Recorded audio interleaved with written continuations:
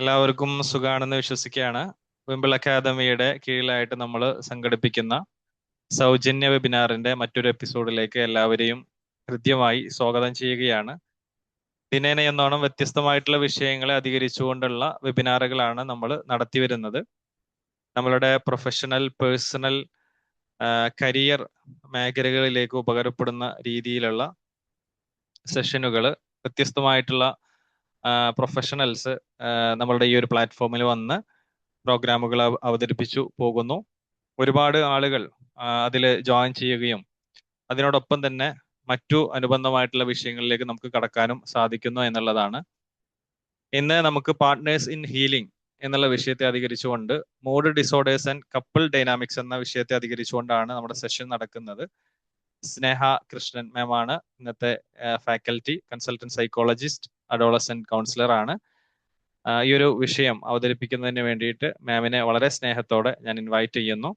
അതോടൊപ്പം തന്നെ ഈ ഒരു സെഷനിലേക്ക് എത്തിച്ചേർന്നിട്ടുള്ള എല്ലാ പ്രിയപ്പെട്ട പാർട്ടിസിപ്പൻസിനെയും വളരെ സ്നേഹത്തോടെ ഈ ഒരു പ്ലാറ്റ്ഫോമിലേക്ക് സ്വാഗതം ചെയ്ത് thank you so much. Sneha ma'am, please. Thank you. Good evening all. Audible ആണല്ലോ അല്ലെ? ഗുഡ് ഈവനിങ് മാം. ഓഡിബിൾ. ഓക്കെ, നമ്മുടെ വെബിനാർ 2 പ്രാവശ്യമായിട്ട് മാറ്റി വെച്ചിട്ടാണ് ഇന്ന് നടക്കാൻ പോണത്. ഹെൽത്ത് ഇഷ്യൂസ് കൊണ്ടാണ് 2 പ്രാവശ്യം കറക്റ്റ് ഇങ്ങനെ മാറ്റി മാറ്റി പോയി. ഓക്കെ, അതായിരുന്നു. ഓക്കെ. നമ്മള് ഓക്കെ. പരിചയമുള്ള ഒരാള്. ഓക്കെ. അപ്പൊ ഇപ്പം നിങ്ങളൊക്കെ പല വെബിനാറുകളൊക്കെ അറ്റൻഡ് ചെയ്യുന്ന ആളുകളായിരിക്കും. ഓൾറെഡി കുറെ ക്ലാസ്സുകളൊക്കെ ഇട്ടുണ്ടാവും. നമ്മൾ തന്നെ ഓൾറെഡി ഡിസ്കസ് ചെയ്തിട്ടുള്ള ഒരു ടോപ്പിക്കാണ് കപ്പിൾ ഡൈനാമിക്സ് അല്ലെങ്കിൽ കപ്പിൾ തെറാപ്പി എന്നുള്ളതൊക്കെ. അപ്പോ ഇവിടെ എപ്പോഴും വരുന്ന ഒരു പ്രശ്നം, മെന്റൽ ഹെൽത്ത് ഫീൽഡിലോട്ട് വരുമ്പോഴേക്കും കപ്പിൾസിന്റെ ഇടയിൽ നോർമൽ കോൺഫ്ലിക്റ്റുകൾ മാത്രമല്ലല്ലോ ഉണ്ടാവുക. പലപ്പോഴും പല ആളുകൾക്കും, ഒന്നുകിൽ വൈഫിന് അല്ലെങ്കിൽ ഹസ്ബൻഡിന് ആർക്കെങ്കിലും എന്തെങ്കിലും മൂഡ് ഡിസോർഡേഴ്സ് ഉണ്ടാവാം, ചിലർക്ക് പേഴ്സണാലിറ്റി ഡിസോർഡേഴ്സ് ഉണ്ടാവാം, അങ്ങനെ പല ഇഷ്യൂസ് ഉണ്ട്. ഇപ്പൊ നോർമലി ഉണ്ടാവുന്ന കോൺഫ്ലിക്റ്റിനേക്കാളും കൂടുതലായിരിക്കും പലർക്കും അത് മാനേജ് ചെയ്യണമെന്നല്ല. ഇപ്പൊ വൈഫിന് ഒരു ആൻസൈറ്റി ഉണ്ട്, അല്ലെങ്കിൽ ഹസ്ബൻഡിന് വേറൊരു ഇഷ്യൂ ഉണ്ട്, ആങ്കർ ഇഷ്യൂസ് ഉണ്ട്. ഇത് എങ്ങനെ മാനേജ് ചെയ്യും, എങ്ങനെ ഹാൻഡിൽ ചെയ്യണമെന്ന് പലപ്പോഴും അറിയാതെ പോകുന്ന സിറ്റുവേഷൻസ് ഉണ്ട്. അപ്പൊ അങ്ങനെയൊക്കെ ആയിരിക്കും ചിലപ്പോൾ നമ്മുടെ അടുത്ത് അവർ കൗൺസിലിംഗ് വരുന്നത്. ഇപ്പൊ എങ്ങനെയാണ് ഇവരെ മാനേജ് ചെയ്യേണ്ടതെന്ന് അറിയില്ല. അപ്പൊ വൈഫിന് പോസ്റ്റ്മോർട്ടം ഡിപ്രഷൻ വന്നു, എങ്ങനെ മാനേജ് ചെയ്യണമെന്ന് അറിയില്ല, എന്താണ് പോസ്റ്റ്മോർട്ടം ഡിപ്രഷൻ എന്ന് അറിയില്ല. അത് അവർക്കിടയിൽ കോൺഫ്ലിക്റ്റുകൾ ഉണ്ടാക്കിയിട്ടൊക്കെ ആയിരിക്കും നമ്മുടെ അടുത്തേക്ക് വരുന്നത്. അപ്പൊ ഇന്നത്തെ നമ്മുടെ ഒരു ടോപ്പിക് എന്ന് പറയുന്നത് അതാണ്, മൂഡ് ഡിസോർഡേഴ്സ് ആണ്. നമുക്കറിയാം, ഒരു ചെറിയ ടോപ്പിക് അല്ല, വലിയൊരു ടോപ്പിക്കാണ്. കപ്പിൾ ഡൈനാമിക്സ് പറയാനാണെങ്കിൽ നമുക്ക് ഒരു ക്ലാസ് കൊണ്ടൊന്നും കവർ ചെയ്യാൻ പറ്റില്ല. അതുകൊണ്ടാണ് അതിൽ ഒരു സെക്ഷൻ മാത്രം നമ്മൾ എടുത്തത്. അപ്പൊ ആദ്യം മൂഡ് ഡിസോർഡേഴ്സ് എന്തൊക്കെയാണ്, ജസ്റ്റ് ബേസിക് സിംറ്റംസ് നമുക്ക് പറഞ്ഞു പോവാം. അത് എങ്ങനെയാണ് കപ്പിൾസിനെ എഫക്ട് ചെയ്യുന്നത്, ആ ഒരു ഇഷ്യൂ സോൾവ് ചെയ്യാൻ നമുക്ക് എന്തൊക്കെ ഇന്റർവെൻഷൻസ് ആസ് എ സൈക്കോളജിസ്റ്റ് നമുക്ക് എന്തൊക്കെ ചെയ്യാൻ പറ്റും, അങ്ങനെയായിരിക്കും ഇന്നത്തെ ഒരു സെഷൻ പോകുന്നത് കേട്ടോ. ഓക്കെ, അപ്പൊ നിങ്ങൾക്ക് ഇതിന്റെ ഇടയിൽ ഡൗട്ട്സ് ഉണ്ടെങ്കിൽ ചോദിക്കാം, ക്ലിയർ ചെയ്യാം. എല്ലാവരും മിണ്ടാതെ ഇരുന്നിട്ടുള്ള ഒരു സെഷൻ ആവരുത്. പരമാവധി പറ്റുന്ന പോലെ ഡിസ്കഷൻസിലോട്ടൊക്കെ വരിക. നിങ്ങളുടെ അഭിപ്രായങ്ങൾ പറയാം, ഒപ്പീനിയൻസ് പറയാം, ഡൗട്ടുകൾ ക്ലിയർ ചെയ്യാം. ഞാൻ മാത്രം പറഞ്ഞു പോകുന്ന ഒരു രീതി ആക്കരുത്. ദെൻ അത്രേ ഉള്ളൂ. കുറെ പരിചയമുള്ള ആൾക്കാരെ കാണുന്നുണ്ട്, കുറെ പേരെ അറിയില്ല, കുറെ പരിചയമുള്ള ആളുകളെ കാണുന്നുണ്ട്. എന്തായാലും വന്നതിൽ സന്തോഷം. അപ്പൊ എന്താണ് മൂഡ് ഡിസോർഡേഴ്സ്? നിങ്ങളുടെ ഒരു ധാരണയിൽ ഏതൊക്കെ അസുഖങ്ങളായിരിക്കും മൂഡ് ഡിസോർഡേഴ്സിന്റെ ഉള്ളിൽ വരുന്നത്?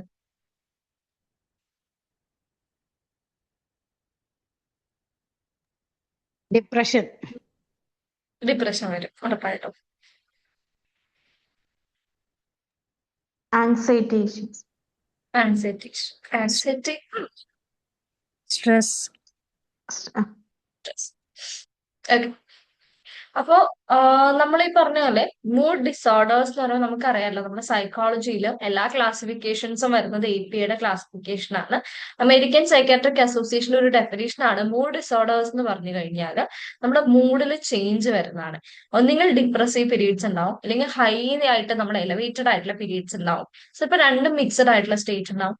നമ്മുടെ ഇമോഷൻ ഫംഗ്ഷനിങ് അല്ലെങ്കിൽ നമ്മുടെ അഫക്റ്റ് എന്നാണല്ലോ പറയാം നമ്മൾ സൈക്കോളജിയിൽ, നമ്മുടെ അഫക്റ്റിന്റെ ഒരു ഫംഗ്ഷനിങ് പ്രോപ്പർ അല്ലാത്തൊരു കണ്ടീഷൻ കണ്ടീഷനെയാണ് നമ്മൾ മൂഡ് ഡിസോർഡേഴ്സ് എന്ന് പറയും.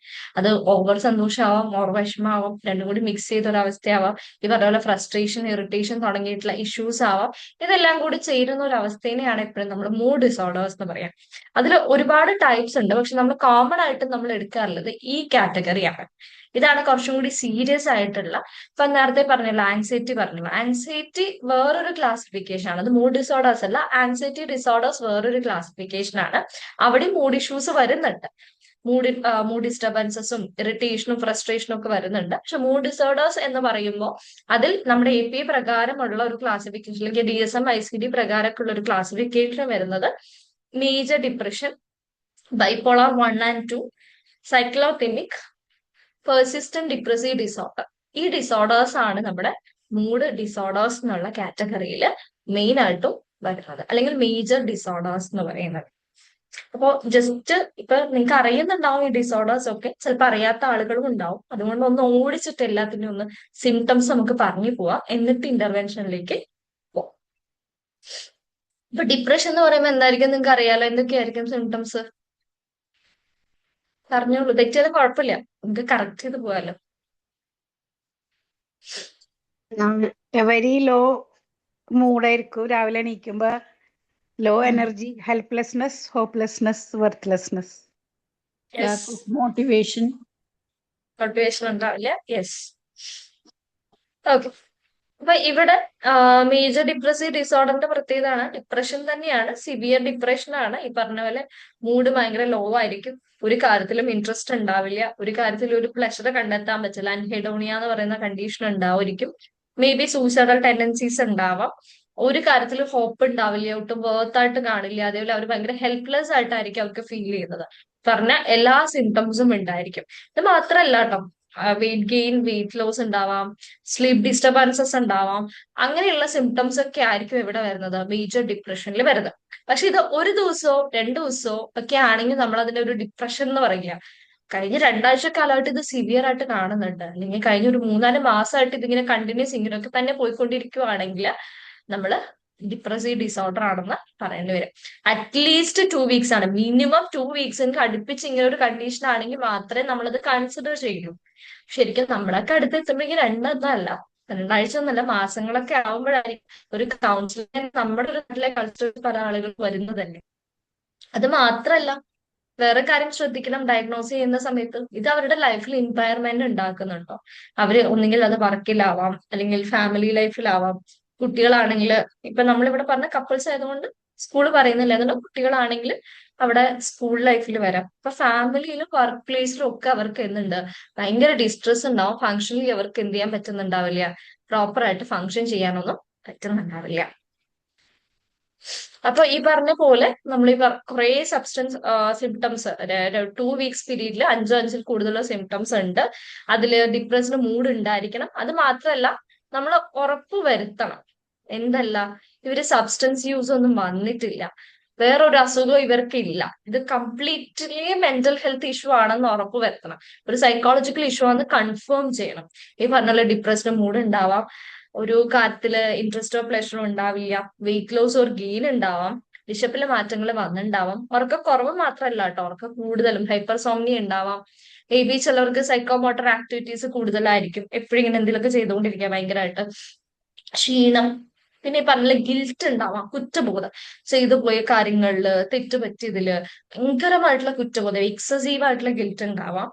ആൻഡ് കോൺസെൻട്രേഷൻ ഇഷ്യൂസ്, ഒരു കാര്യം തീരുമാനം എടുക്കാൻ പറ്റാതെ വരിക, സൂയിസൈഡൽ ടെൻഡൻസീസ്, അല്ലെങ്കിൽ അത്തരം ചിന്തകള്, കാര്യങ്ങളൊക്കെ. അപ്പൊ ഈ പറഞ്ഞ സിംറ്റംസിൽ 5 അതിൽ കൂടുതലോ സിംറ്റംസ് 2 ആഴ്ചക്കാലം നിലനിൽക്കുകയും മറ്റൊരു സബ്സ്റ്റൻസ് യൂസോ അല്ലെങ്കിൽ മറ്റൊരു ഫിസിക്കൽ കണ്ടീഷനോ ഇവർക്കില്ല, ഫിസിക്കൽ ഹെൽത്ത് ഇഷ്യൂസോ ഇല്ല. അത് മാത്രമല്ല, ഇത് ഇവരുടെ ലൈഫിനെ, ഡേ ടു ഡേ ലൈഫിനെ എഫക്ട് ചെയ്യുന്നുണ്ട്, അല്ലെങ്കിൽ അതിന്റെ ഒരു ഇമ്പയർമെന്റിന് കാരണമാവുന്നുണ്ടെങ്കിൽ മാത്രമാണ് നമ്മൾ എന്തായിട്ട് കൺസിഡർ ചെയ്യാം, മേജർ ഡിപ്രഷൻ ആയിട്ട് കൺസിഡർ ചെയ്യാം. ക്ലിയർ ആണല്ലോ അല്ലെ? സ്പീഡ് ഇഷ്യൂ ഇല്ലല്ലോ? കുഴപ്പമില്ല. ഓക്കെ. ശുഭങ്കൻ സാറിനെ കണ്ടിട്ട് കുറെ ആയി. ഞാൻ തിരക്കിലായതുകൊണ്ട് ഞാനിപ്പോ കുറെ നാളായി സെഷൻസ് ഒന്നും ഇടാറില്ല. ഞാൻ കുറച്ച് നാളായിട്ട് എൻഗേജ്ഡ് ആയിരുന്നു, ഇനി അടുത്ത മാസം മുതൽ ആക്റ്റീവ് ആവും. ഓക്കെ. ബാക്കിയുള്ളവർ അറിയാത്തോണ്ടാണ് കേട്ടോ, പരിചയമുള്ള ആൾക്കാരെ കാണുമ്പോ പേര് വിളിക്കുന്നത്. Okay, bipolar disorder. ബൈപ്പോളാർ എന്ന് പറയുമ്പോൾ തന്നെ വളരെ സിവിയർ ആയിട്ടുള്ള നമ്മുടെ DSM-ലൊക്കെ ആക്സിസ് 1 കാറ്റഗറിയിൽ വന്ന സൈക്കോട്ടിക് ഡിസോർഡേഴ്സ് ആണ്. ഈ സൈക്കോട്ടിക് ഡിസോർഡർ എന്ന് പറയുമ്പോൾ അവിടെ എപ്പോഴും നമ്മൾ മെഡിക്കേഷൻസ് എന്തായാലും പോവേണ്ടി വരും. ഇപ്പൊ മേജർ ഡിപ്രഷൻ ആണെങ്കിലും ബൈപ്പോളാർ ആണെങ്കിലും ഒക്കെ മെഡിക്കേഷനോട് കൂടിയാണ് നമ്മൾ തെറാപ്പി അല്ലെങ്കിൽ കൗൺസിലിംഗ് കൊടുക്കുക. നമുക്ക് ഒറ്റയ്ക്ക് കൗൺസിലിംഗ് കൊണ്ട് മാത്രം അല്ലെങ്കിൽ തെറാപ്പി കൊണ്ട് മാത്രം മാറ്റാൻ പറ്റുന്ന സിറ്റുവേഷൻസ് അല്ല, ഇതെല്ലാം സിവിയർ ഡിസോർഡേഴ്സ് ആണ്. അപ്പൊ ഇങ്ങനെ ഒരു കാര്യം ഒരു ഫാമിലി ലൈഫിലോട്ട് വരുമ്പോഴേക്കും അത് കുറച്ചും കൂടി കോംപ്ലിക്കേറ്റഡ് ആണ്. അവരെ മനസ്സിലാക്കാനും അഡ്ജസ്റ്റ് ചെയ്യാനും ഒക്കെ പാർട്ട്നേഴ്സിന് പറ്റുന്നത് വളരെ ഇമ്പോർട്ടന്റ് ആണ്. അപ്പൊ സിംറ്റംസ് ആദ്യം അറിഞ്ഞാൽ മാത്രമാണ് നമുക്ക് ഒരു പാർട്ട്ണർ വരുമ്പോ ഇവരുടെ വൈഫിന് ഇതുണ്ടോ എന്നൊക്കെ നമുക്ക് കണ്ടെത്താനും അത് കൃത്യമായിട്ട് പറഞ്ഞു കൊടുക്കാനും പറ്റും. ചിലപ്പോൾ നമ്മുടെ അടുത്തേക്ക് വരുന്നത് ഇവർ തമ്മിൽ എപ്പോഴും അടിയും വഴക്കും പ്രശ്നവും ഒക്കെ ആയിട്ട് അതിന് കൗൺസിലിംഗിലാണ് വരാം. വന്നു കഴിയുമ്പോഴാണ് നമുക്ക് മനസ്സിലാവുക ഇതിൽ ഒരു പാർട്ട്ണർക്ക് ഇങ്ങനെ ഡിപ്രഷൻ ഉണ്ട്, അല്ലെങ്കിൽ ഒരു പാർട്ട്ണർക്ക് ഈ പറഞ്ഞ ആൻസൈറ്റി ഉണ്ട്, അല്ലെങ്കിൽ ഒരു പാർട്ട്ണർക്ക് ബൈപ്പോളാർ ഉണ്ട് എന്നുള്ളതൊക്കെ പിന്നെ ആയിരിക്കും നമ്മൾ അനലൈസ് ചെയ്യുന്നത്. അത് അനലൈസ് ചെയ്യണമെങ്കിൽ നമുക്ക് ഈ സിംറ്റംസ് അറിയാം. ഓക്കെ, അപ്പൊ ബൈപ്പോളാർ 1 ഒരു മാനിക് എപ്പിസോഡ് ഉണ്ടാവും. മാനിക് എപ്പിസോഡ് എന്ന് പറഞ്ഞു കഴിഞ്ഞാൽ അറ്റ്ലീസ്റ്റ് ഒരു മാനിക് എപ്പിസോഡും ഉണ്ടാവും, ഒരു ഡിപ്രസീവ് എപ്പിസോഡും. ഡിപ്രസീവ് എപ്പിസോഡ് എപ്പോഴും ഉണ്ടാവണം എന്നില്ല കേട്ടോ, ചില കേസസിൽ മാനിക് എപ്പിസോഡ് ആയിരിക്കും കൂടുതൽ. എന്താണ് മാനിക് എപ്പിസോഡ് എന്ന് പറഞ്ഞാൽ ഭയങ്കര ഹൈ എനർജി ആയിരിക്കും. ഹൈ എനർജി എന്ന് അവർക്ക് ഉറക്കം പോലും വേണ്ട, അങ്ങനെ അവർ ഇരുന്നിട്ട് അവരുടെ വർക്ക് ആക്ടിവിറ്റീസ് ഒക്കെ ചെയ്യും. ഇൻക്രീസ്ഡ് എനർജി ആയിരിക്കും, എപ്പോഴും ആക്റ്റീവ് ആയിട്ടിരിക്കും ആ ഒരു സമയത്തേക്ക്.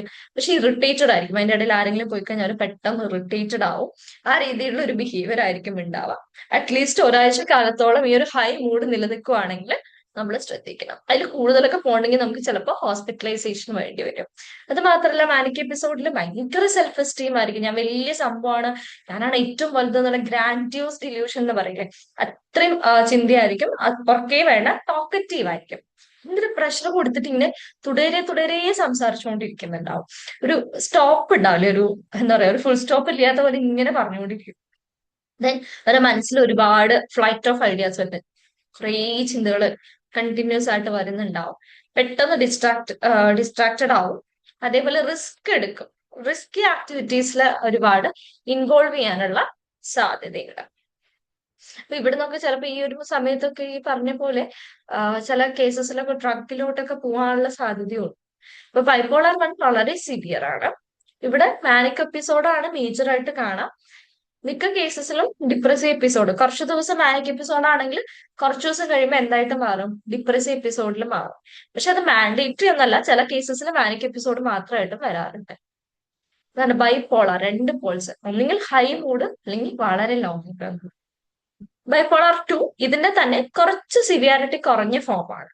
ഇവിടെ മേജർ ഡിപ്രഷൻ ഉണ്ടാവും, അതിന്റെ കൂടെ ഹൈപ്പോമാനിക് എപ്പിസോഡ് ആയിരിക്കും. അതായത് മാനിക് എപ്പിസോഡിൽ പറഞ്ഞ എല്ലാ സിംറ്റംസും ഉണ്ട്, എലവേറ്റഡ് ആണ്, ഉറക്കം വേണ്ട, ആക്റ്റീവ് ആണ്, ഒക്കെ ഉണ്ട്. പക്ഷെ അതിന്റെ അത്ര സിവിയർ ആയിട്ടില്ല, കുറച്ച് കുറവാണ്.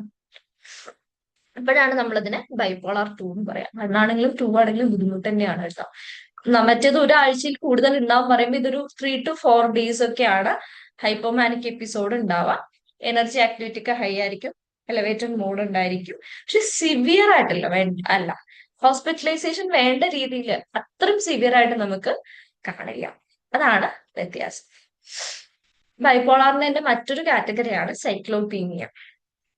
ഇവിടെ കഴിഞ്ഞ 2 വർഷമായിട്ട് ഇവർക്ക് ഈ മൂഡ് ഇഷ്യൂസ് ഉണ്ട്. ഇപ്പൊ 2 വർഷമായിട്ട് ഇവർ തിരിച്ചറിഞ്ഞില്ലേ എന്ന് ചോദിച്ചു കഴിഞ്ഞാൽ ഇത് വളരെ മൈൽഡ് ആണ്. അതായത് നമ്മൾ നേരത്തെ പറഞ്ഞ വളരെ കാര്യമായിട്ട് അവരത് ശ്രദ്ധിക്കാൻ മാത്രം ഒരു ഇമ്പയർമെന്റ് ഉണ്ടാക്കിയിട്ടില്ല, എന്നാൽ അവരുടെ ലൈഫിൽ ബുദ്ധിമുട്ടുകൾ ഉണ്ടാക്കുന്നുണ്ട്. അപ്പൊ അതൊക്കെ എന്ത് വിചാരിക്കും, ഇതൊക്കെ ഇവരുടെ സ്വഭാവത്തിന്റെ ഭാഗമാണ്, അല്ലെങ്കിൽ അത് അവരുടെ ഒരു ഹാബിറ്റിന്റെ ഭാഗമാണെന്നങ്ങ് കരുതിയിട്ട് അവരും കൂടിയുള്ളവരും വിടും. ഇതിന്റെ കൂടി ഒരു 2 years ഒക്കെ ആകുമ്പോഴേക്കും അതൊരു സിവിയർ ഫോമിലൊക്കെ എത്തി എല്ലായിടത്തും അഫക്ട് ചെയ്യുമ്പോഴായിരിക്കും തിരിച്ചറിയുന്നുണ്ട്. അപ്പൊ ഇവിടെ ഹൈപ്പോമാനി ഉണ്ടാവും, മൈൽഡ് ഡിപ്രഷൻ ആയിരിക്കും ഉണ്ടാവുള്ളൂ. സിവിയർ ഡിപ്രഷൻ ഉണ്ടാവില്ല, മൈൽഡ് ഡിപ്രസീവ് സിംറ്റംസ് ഉണ്ടാവും, കുറച്ചൊക്കെ ഹൈപ്പോമാനിക് സിംറ്റംസ് ഉണ്ടാവും. പക്ഷെ അത് എന്താ പറയാ, നമ്മൾ ഈ പറഞ്ഞ പോലെ മറ്റേതിന്റെ അത്രയും നമ്മളെ ബുദ്ധിമുട്ടിക്കാത്തതുകൊണ്ട് നമ്മളത് കാര്യമാക്കി. അതാണ് അവസ്ഥ. ദാറ്റ് ഈസ് സൈക്ലോപീനി. ദെൻ ഇതുവരെ ക്ലിയർ ആണല്ലോ അല്ലെ? യെസ് യെസ് ആമാ ചാറ്റിൽ ക്ലിയർ ഇട്ടാലും ആണ്. മതി ട്ടോ. യെസ്, പെർസിസ്റ്റന്റ് ഡിപ്രസീവ് ഡിസോർഡർ ഡിസ്തീമിയ എന്നുള്ള കണ്ടീഷനാണ്. ഇതും മൈൽഡ് ഡിപ്രഷൻ ഒരു 2 വർഷക്കാലത്തോളം നിലനിൽക്കുന്ന ഒരു അവസ്ഥയാണ് ഡിസ്തീമിയ. അതായത് അത് ബൈപ്പോളാറിൽ സൈക്ലോതീമിയ എന്ന് പറഞ്ഞില്ലേ, അവിടെ ഈ ഡിപ്രഷൻ ആണ് ഉണ്ടാവുക. പെർസിസ്റ്റന്റ് ഡിപ്രസീവ് ഡിസോർഡറും പ്ലസ് അതായത് മൈൽഡ് ഡിപ്രഷനും ബൈപ്പോളാറും കൂടി ചേരുന്നതാണ് സൈക്ലോതീമിയ. ഡിസ്തീമിയ എന്ന് പറയുമ്പോൾ ഡിപ്രസീവ് ഡിസോർഡർ മാത്രം, പെർസിസ്റ്റന്റ് ആയിട്ടുള്ള ഡിപ്രസീവ് ഡിസോർഡർ ആയിരിക്കും. സിംറ്റം ലെസ് ആണ്, പക്ഷെ ലോങ് ലാസ്റ്റിംഗ് ആണ്. എപ്പോഴും വിശപ്പില്ലായ്മ അല്ലെങ്കിൽ ഓവർ ഈറ്റിംഗ് ഉണ്ടാവും. ഇൻസോംനിയ അല്ലെങ്കിൽ ഹൈപ്പർസോംനിയ ഉണ്ടാവും. ഇൻസോംനിയ മീൻസ് ഉറക്കക്കുറവ്, ഹൈപ്പർസോംനിയ മീൻസ് ഉറക്കം കൂടുതലാണ്. ലോ എനർജി ആയിരിക്കും, എത്ര ഉറങ്ങിയാലും ഈ പറഞ്ഞ എനർജി ഉണ്ടാവില്ല, എപ്പോഴും ക്ഷീണം, സെൽഫ് എസ്റ്റീം ഉണ്ടാവില്ല, കോൺസെൻട്രേഷൻ ഇഷ്യൂസ് ഉണ്ടാവും, അതേപോലെ ഡിസിഷൻസ് എടുക്കാൻ പറ്റില്ല, എപ്പോഴും ഒരു ഹോപ്പ്ലെസ്നെസ് ഫീൽ ചെയ്യുക, അങ്ങനത്തെ കാര്യങ്ങളൊക്കെ ഉണ്ടായിരിക്കും. ഇതൊക്കെ നോർമലി നമ്മൾ കാറ്റഗറൈസ് ചെയ്ത് വെച്ചാൽ മൂഡ് ഡിസോർഡർ എന്നുള്ള ഒരു കാറ്റഗറിയിൽ വരുന്നതാണ് കേട്ടോ. ഇപ്പൊ പറഞ്ഞതെല്ലാം ഇത് മേജർ ഡിപ്രഷൻ, ബൈപ്പോളാർ 1, ബൈപ്പോളാർ 2, ഡിസ്തീമിയ, സൈക്ലോതീമിയ, ഇത്ര എണ്ണം മേജർ കാറ്റഗറിയാണ്. ഇതിനൊന്നും പെടാത്തതും എന്നാൽ പ്രത്യേകിച്ച് സ്ത്രീകളിൽ കാണുന്നതുമായിട്ടുള്ള ഒരു മൂഡ് ഇഷ്യൂസ് ആണ് pre menstrual dysphoric disorder, PMDD. കേട്ടിട്ടുണ്ടോ ആരെങ്കിലും? കേട്ടിട്ടില്ല. ഓക്കെ, അത് പലരും PMDD എന്ന് പറഞ്ഞു. പറയും. ആ അല്ല, അത് അനുഭവിച്ച ആ അവസ്ഥയെ കൂടെ അനുഭവിച്ചു പോകുന്നവര് പറഞ്ഞ് കേട്ടിട്ടുണ്ടല്ലോ ആ ഒരു. യെസ്, ഇതൊക്കെ റീസെന്റ് ആണ് ഇതൊരു ഒരു കാറ്റഗറൈസ് ചെയ്ത് വരുന്നത്. മൂഡ് ഡിസോർഡറിലല്ല, ഇത് സെപ്പറേറ്റ് ഡിസോർഡർ ആയിട്ട് തന്നെയാണ് ലേബിൾ ചെയ്തിരിക്കുന്നത്. ഞാൻ ആദ്യം പ്രോജക്റ്റിന് എടുത്ത ടോപ്പിക് ഇതായിരുന്നു, പിന്നെ ചേഞ്ച് ചെയ്തു, അഡോൾസെൻസിലേക്ക് ചേഞ്ച് ചെയ്തു. പക്ഷെ ഇത് വളരെയധികം എന്താണ് ഇമ്പാക്ട് ഉണ്ടാക്കുന്ന ഒരു അവസ്ഥയാണ് ഫാമിലി ലൈഫിലോട്ടൊക്കെ വരുമ്പോഴേക്കും. അതായത് പ്രീ മെനിസ്ട്രൽ സിൻഡ്രോമിന്റെ സിവിയർ ആയിട്ടുള്ള കണ്ടീഷനാണ് പ്രീ മെനിസ്ട്രൽ ഡിസ്ഫോറിക് ഡിസോർഡർ. എന്താണ് പ്രീ മെനിസ്ട്രൽ സിൻഡ്രോം വെച്ചാൽ, സാധാരണ സ്ത്രീകൾക്ക് മെൻസുറേഷൻ അല്ലെങ്കിൽ പീരീഡ്സ് ഒക്കെ ആവുന്നതിന് മുന്നേ കുറച്ച് മൂഡ് ചേഞ്ചസ് ഒക്കെ ഉണ്ടാവും, അവരുടെ ഇമോഷണൽ ഒരു സ്റ്റെബിലിറ്റി അവർക്ക് ഉണ്ടാവില്ല. അത് നോർമൽ ആണ്, എല്ലാവർക്കും ആ ഒരു സിറ്റുവേഷനിലൂടെയാണ് കടന്നു പോകുക മെജോറിറ്റി ആൾക്കാർ. പക്ഷേ അതിന്റെ ഒരു വളരെ സിവിയർ ഫോമാണ് ഈ PMDD എന്ന് പറയുന്നത്, പ്രീ മെനിസ്ട്രൽ ഡിസ്ഫോറിക് ഡിസോർഡർ. അപ്പൊ ഇവിടെ അത് ആ മെനിസ്ട്രൽ പീരീഡ് കഴിയുമ്പോൾ അത് നോർമൽ ആയിട്ട് വരും കേട്ടോ. പക്ഷെ ആ ഒരു 1 വീക്ക് എന്ന് പറയുന്നത് ഭയങ്കര ബുദ്ധിമുട്ടായിരിക്കും അവർക്ക്. ഈ പറഞ്ഞ പോലെ തന്നെ ഭയങ്കര ഡിസ്ട്രെസ് ഉണ്ടാക്കും, അവർക്ക് ഡേ ടു ഡേ ഫങ്ഷനിങ് ചെയ്യാൻ പറ്റില്ല, ഒരു കാര്യം മാനേജ് ചെയ്യാൻ പറ്റില്ല, ഭയങ്കര ഇറിറ്റബിൾ ആയിരിക്കും, ഭയങ്കര മൂഡ് സ്വിങ്സ്, ഇങ്ങനെ ഹൈ ആൻഡ് ലോ. നമ്മൾ പറയില്ലേ മാനി, ചില സമയത്ത് ഇവർക്ക് മാനിയാണെന്ന് തോന്നും, അതുപോലെ ആക്റ്റീവ് ആയിരിക്കും, എല്ലാ കാര്യങ്ങളൊക്കെ ചെയ്യും. കുറച്ചു ദിവസം കഴിയുമ്പോൾ, കുറച്ചു നേരം കഴിയുമ്പോഴേക്കും മൂഡ് ഭയങ്കര ഡൗൺ ആയിട്ടുണ്ടാവും, ഡിപ്രസ്ഡ് മൂഡിലേക്ക് പോയിട്ടുണ്ടാവും, ഭയങ്കര ഹോപ്പ്ലെസ് ആയിരിക്കും, ഭയങ്കര ടെൻഷൻ ഉണ്ടായിരിക്കും, ആൻസൈറ്റി ഉണ്ടായിരിക്കും, ദേഷ്യം ഉണ്ടായിരിക്കും, അല്ലെ, ഭയങ്കര ഇറിറ്റേറ്റഡ് ആയിരിക്കും. ആ ഒരു സമയത്ത് ഒരു കാര്യത്തിലും ശ്രദ്ധിക്കാൻ പറ്റില്ല, എപ്പോഴും ക്ഷീണം, വിശപ്പിൽ വരുന്ന മാറ്റങ്ങള്, ഡെയിലി ചെയ്തുകൊണ്ടിരുന്ന കാര്യങ്ങൾ ചെയ്യാൻ ഇൻട്രസ്റ്റ് ഇല്ലായ്മ, ഇങ്ങനെ. പിന്നെ അത് മാത്രമല്ല സ്ലീപ്പ് ഇഷ്യൂസ് ഉണ്ടാവും, ഭയങ്കര ഔട്ട് ഓഫ് കൺട്രോൾ ആയിട്ട് അവർക്ക് ഫീൽ ചെയ്യും. എന്ന് വെച്ചാൽ ഒരു കാര്യത്തിൽ അവർക്ക് കൺട്രോൾ ഉണ്ടാവില്ല. ഈ ഒരു 1 വീക്ക് പീരീഡ് എന്ന് പറയുമ്പോൾ ഒന്നിനും ശ്രദ്ധ ഉണ്ടാവില്ല, അപ്പം എപ്പോഴും ദേഷ്യവും എന്താ പറയാ ഫ്രസ്ട്രേഷനും, ഒരു കാര്യം ചെയ്യാൻ പറ്റുന്നില്ല, ഒന്നിനും ശ്രദ്ധയില്ല, ഉറക്കമില്ല, ഇങ്ങനത്തെ ഒക്കെ ഒരു സംഭവം. ഇത് മാത്രമല്ല, ഇത് സൈക്കോളജിക്കലി ഉള്ള കാര്യമാണ്. ഫിസിക്കലി അവരെ ബാധിക്കുന്നുണ്ട്, joint pain, muscle pain, bloating, weight gain, ബ്രസ്റ്റിൽ ഇഷ്യൂസ്, ഇങ്ങനെ തുടങ്ങി ഒരുപാട് ഫിസിക്കൽ സിംറ്റംസും ഉണ്ടാവുന്നുണ്ട്. അപ്പോ ഫിസിക്കലിയും സൈക്കോളജിക്കലിയും ബുദ്ധിമുട്ടുണ്ടാക്കുന്ന ഒരു കണ്ടീഷനാണ് PMDD എന്ന് പറയുന്നത്. അപ്പൊ ഈ പറഞ്ഞ പോലെ ഇത് ഉണ്ടാവുന്ന സമയത്ത് എന്താ പ്രശ്നം എന്ന് വെച്ചാൽ, കപ്പിൾസിനിടയിലൊക്കെ ഇതൊരു കോൺഫ്ലിക്റ്റിലോട്ടാവും. പിന്നെ ഫാമിലി മെമ്പേഴ്സ് ചിലപ്പോൾ ഇത് മനസ്സിലാക്കില്ല, ഓ ഇതൊക്കെ കാരണം മെൻസുറേഷൻ അല്ലെങ്കിൽ പീരീഡ്സ് ഒക്കെ നോർമൽ അല്ലേ, നോർമൽ അല്ല, PMDD ഉള്ളതൊട്ടും നോർമൽ അല്ല. അത് നമുക്ക് ഇമോഷണൽ കൺട്രോൾ എടുക്കേണ്ട ഒരു കാര്യം തന്നെയാണ്. കൗൺസിലിംഗ് എടുത്ത് കുറച്ചൊക്കെ നമുക്ക് മാനേജ് ചെയ്യാൻ പറ്റും. പിന്നെ കുറച്ചൊക്കെ ബയോളജിക്കൽ ഫാക്ടേഴ്സ് ആണ്, അതിന് നമുക്കൊന്നും ചെയ്യാനില്ല. പക്ഷെ കുറച്ച് നമുക്ക് ഒരു ഇമോഷണൽ കൺട്രോൾ ആ ഒരു സമയത്ത് നമുക്ക് കൊണ്ടുവരാൻ പറ്റുന്നതാണ്. ഓക്കെ, അപ്പൊ ഇതൊക്കെയാണ് മൂഡിൽ നമ്മളെ ബാധിക്കുന്ന വളരെ മേജർ ആയിട്ടുള്ള ഡിസോർഡേഴ്സ് എന്ന് പറയുന്നത്. ഇത് കപ്പിൾ കോണ്ടെക്സ്റ്റിലോട്ട് മാത്രമുള്ള ഡിസോർഡേഴ്സേ ഞാൻ എടുത്തിട്ടുള്ളൂ കേട്ടോ. കുട്ടികളിലാണെങ്കിൽ മൂഡ് ഡിസ്ട്രപ്റ്റീവ് ഡിസോർഡേഴ്സ് എന്നൊക്കെ പറഞ്ഞിട്ട് വേറെയും ഉണ്ട്. ഇവിടെ കപ്പിൾ കോണ്ടെക്സ്റ്റിലോട്ട് വരുന്ന മൂഡ് ഡിസോർഡേഴ്സ് മാത്രമാണ് ഇതെല്ലാം. ഓക്കെ, ക്ലിയർ ആന്ന് വിചാരിക്കുന്നു, ഡൗട്ട് ഒന്നും ഇല്ലല്ലോ. ഞാൻ ചോദിക്കട്ടെ, ഇത് നിങ്ങൾക്കുള്ള ചോദ്യമാണ്. ഈ മൂഡ് ഡിസോർഡേഴ്സ് എങ്ങനെയൊക്കെ ആയിരിക്കും കപ്പിൾസിനെ അഫക്ട് ചെയ്യുന്നത്? നിങ്ങൾക്ക് അറിയാവുന്ന കാര്യങ്ങൾ പറഞ്ഞു. ഇവിടെ ഒരു 30 പാർട്ടിസിപ്പൻസ് ഉണ്ട്. ഞാനും സ്ലൈഡ് ഒഴിച്ചാല് ബാക്കി 30 പേരുണ്ട്. ഓരോരുത്തരായിട്ട് പറ്റുന്നവരൊക്കെ ഒന്ന് വോയിസ് ഓൺ ആക്കി പറഞ്ഞോളൂ. എങ്ങനെയൊക്കെ ആയിരിക്കും മൂഡ് ഡിസോർഡേഴ്സ് ഒരു റിലേഷൻഷിപ്പിനെ അഫക്ട് ചെയ്യുന്നുണ്ടാവും? അത് ഭാര്യയ്ക്ക് വരാം, ഭർത്താവിന് വരാം, ആർക്ക് വേണമെങ്കിലും മൂഡ് ഡിസോർഡേഴ്സ് വരാം. എന്തുകൊണ്ടൊക്കെ വരാം, എങ്ങനെയായിരിക്കും അഫക്ട് ചെയ്യുന്നത് എന്നുള്ളത് പെട്ടെന്ന് 1-2 പേരെങ്കിലും ഒന്ന് പറയും. Hi ma'am. പറയും. ലാക്ക് ഓഫ് അറ്റൻഷൻ അറിയാം വരുമായിരിക്കും. ലാക്ക് ഓഫ് അറ്റൻഷൻ വരും. യെസ്. പിന്നെ റിയാക്ഷൻസിലും റെസ്പോൺസിലും ഒക്കെ വേരിയേഷൻ വന്നിട്ട് നോർമൽ ബിഹേവിയറിൽ നിന്ന് നമുക്ക് തോന്നും അബ്നോർമൽ ആണ് എന്ന്. പക്ഷെ അങ്ങനെ ആയിരിക്കില്ല. കമ്മ്യൂണിക്കേഷൻ ഗ്യാപ്പ് വരും. കമ്മ്യൂണിക്കേഷൻ ഗ്യാപ്പ് വരും. യെസ്, കറക്റ്റ് ആണ്. പിന്നെ മറ്റേ വ്യക്തിക്ക് ഈ കാര്യം ശരിക്കും മനസ്സിലാക്കാൻ കഴിയുന്നില്ലെങ്കിൽ അത് അവർക്കിടയിൽ ഒരു കോൺഫ്ലിക്റ്റ് ഉണ്ടായി വരും. ഇങ്ങനെ ഒരു ഇഷ്യൂ ഉള്ളത് മനസ്സിലായിട്ടില്ലെങ്കിൽ. ഓക്കെ, ഓൾറെഡി മൂഡൊന്ന് ഓഫ് ആയിരിക്കുമ്പോ ചെറിയ കാര്യങ്ങൾ പോലും നമുക്ക് ഭയങ്കര വലുതായിട്ട് തോന്നും. Yes, okay.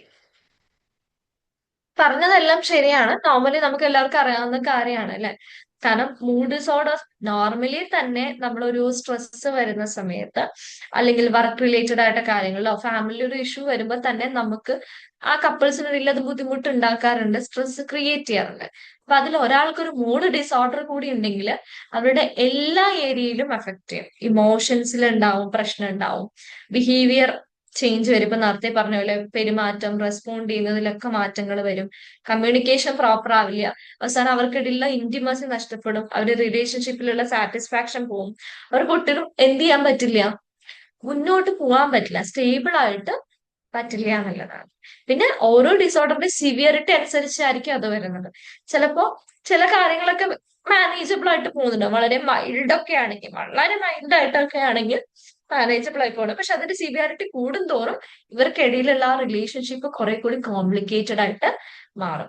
പിന്നെ അത് മാത്രമല്ല, ഇപ്പൊ ഒരു സിവിയർ ബൈപ്പോളാർ ആയിട്ടുള്ള ഒരു പാർട്ട്ണറാന്ന് വിചാരിക്കും. കുറെ കാലം ട്രീറ്റ്മെന്റ് പോകും. ട്രീറ്റ്മെന്റ് പോയി മറ്റേ വ്യക്തി ഉണ്ടല്ലോ, നോർമൽ ആയിട്ടുള്ള വ്യക്തി, അവർക്ക് മടുപ്പല്ല, പക്ഷെ ഒരു കെയർ ഗിവർ എന്നുള്ള എക്സ്ട്രാ റോൾ എടുക്കുന്നതിന്റെ ഒരു സ്ട്രെസ് കൂടെ അവർ അനുഭവിക്കും. കാരണം ഇഷ്ടപ്പെടുന്ന പാർട്ണറിന് ഇങ്ങനെ ഒരു കണ്ടീഷൻ വന്നു, ആ ഒരു സ്ട്രെസ് ഉണ്ട്. എപ്പോഴും ഇവരുടെ എല്ലാ കാര്യങ്ങളും ഏറ്റെടുക്കണം. അവർക്ക് ഇമോഷൻ ഇറക്കി വെക്കാൻ ഒരു പ്ലേസ് ഇല്ല. അതും ഒരു ബുദ്ധിമുട്ടായിട്ട്, അല്ലെങ്കിൽ ആ കെയർ ഗിവറായിട്ട് നിൽക്കുന്ന വ്യക്തിക്ക് എന്താ പറയാ, സൈക്കോളജിക്കലി അവരെ ബാധിക്കാൻ സാധ്യതയുണ്ട്.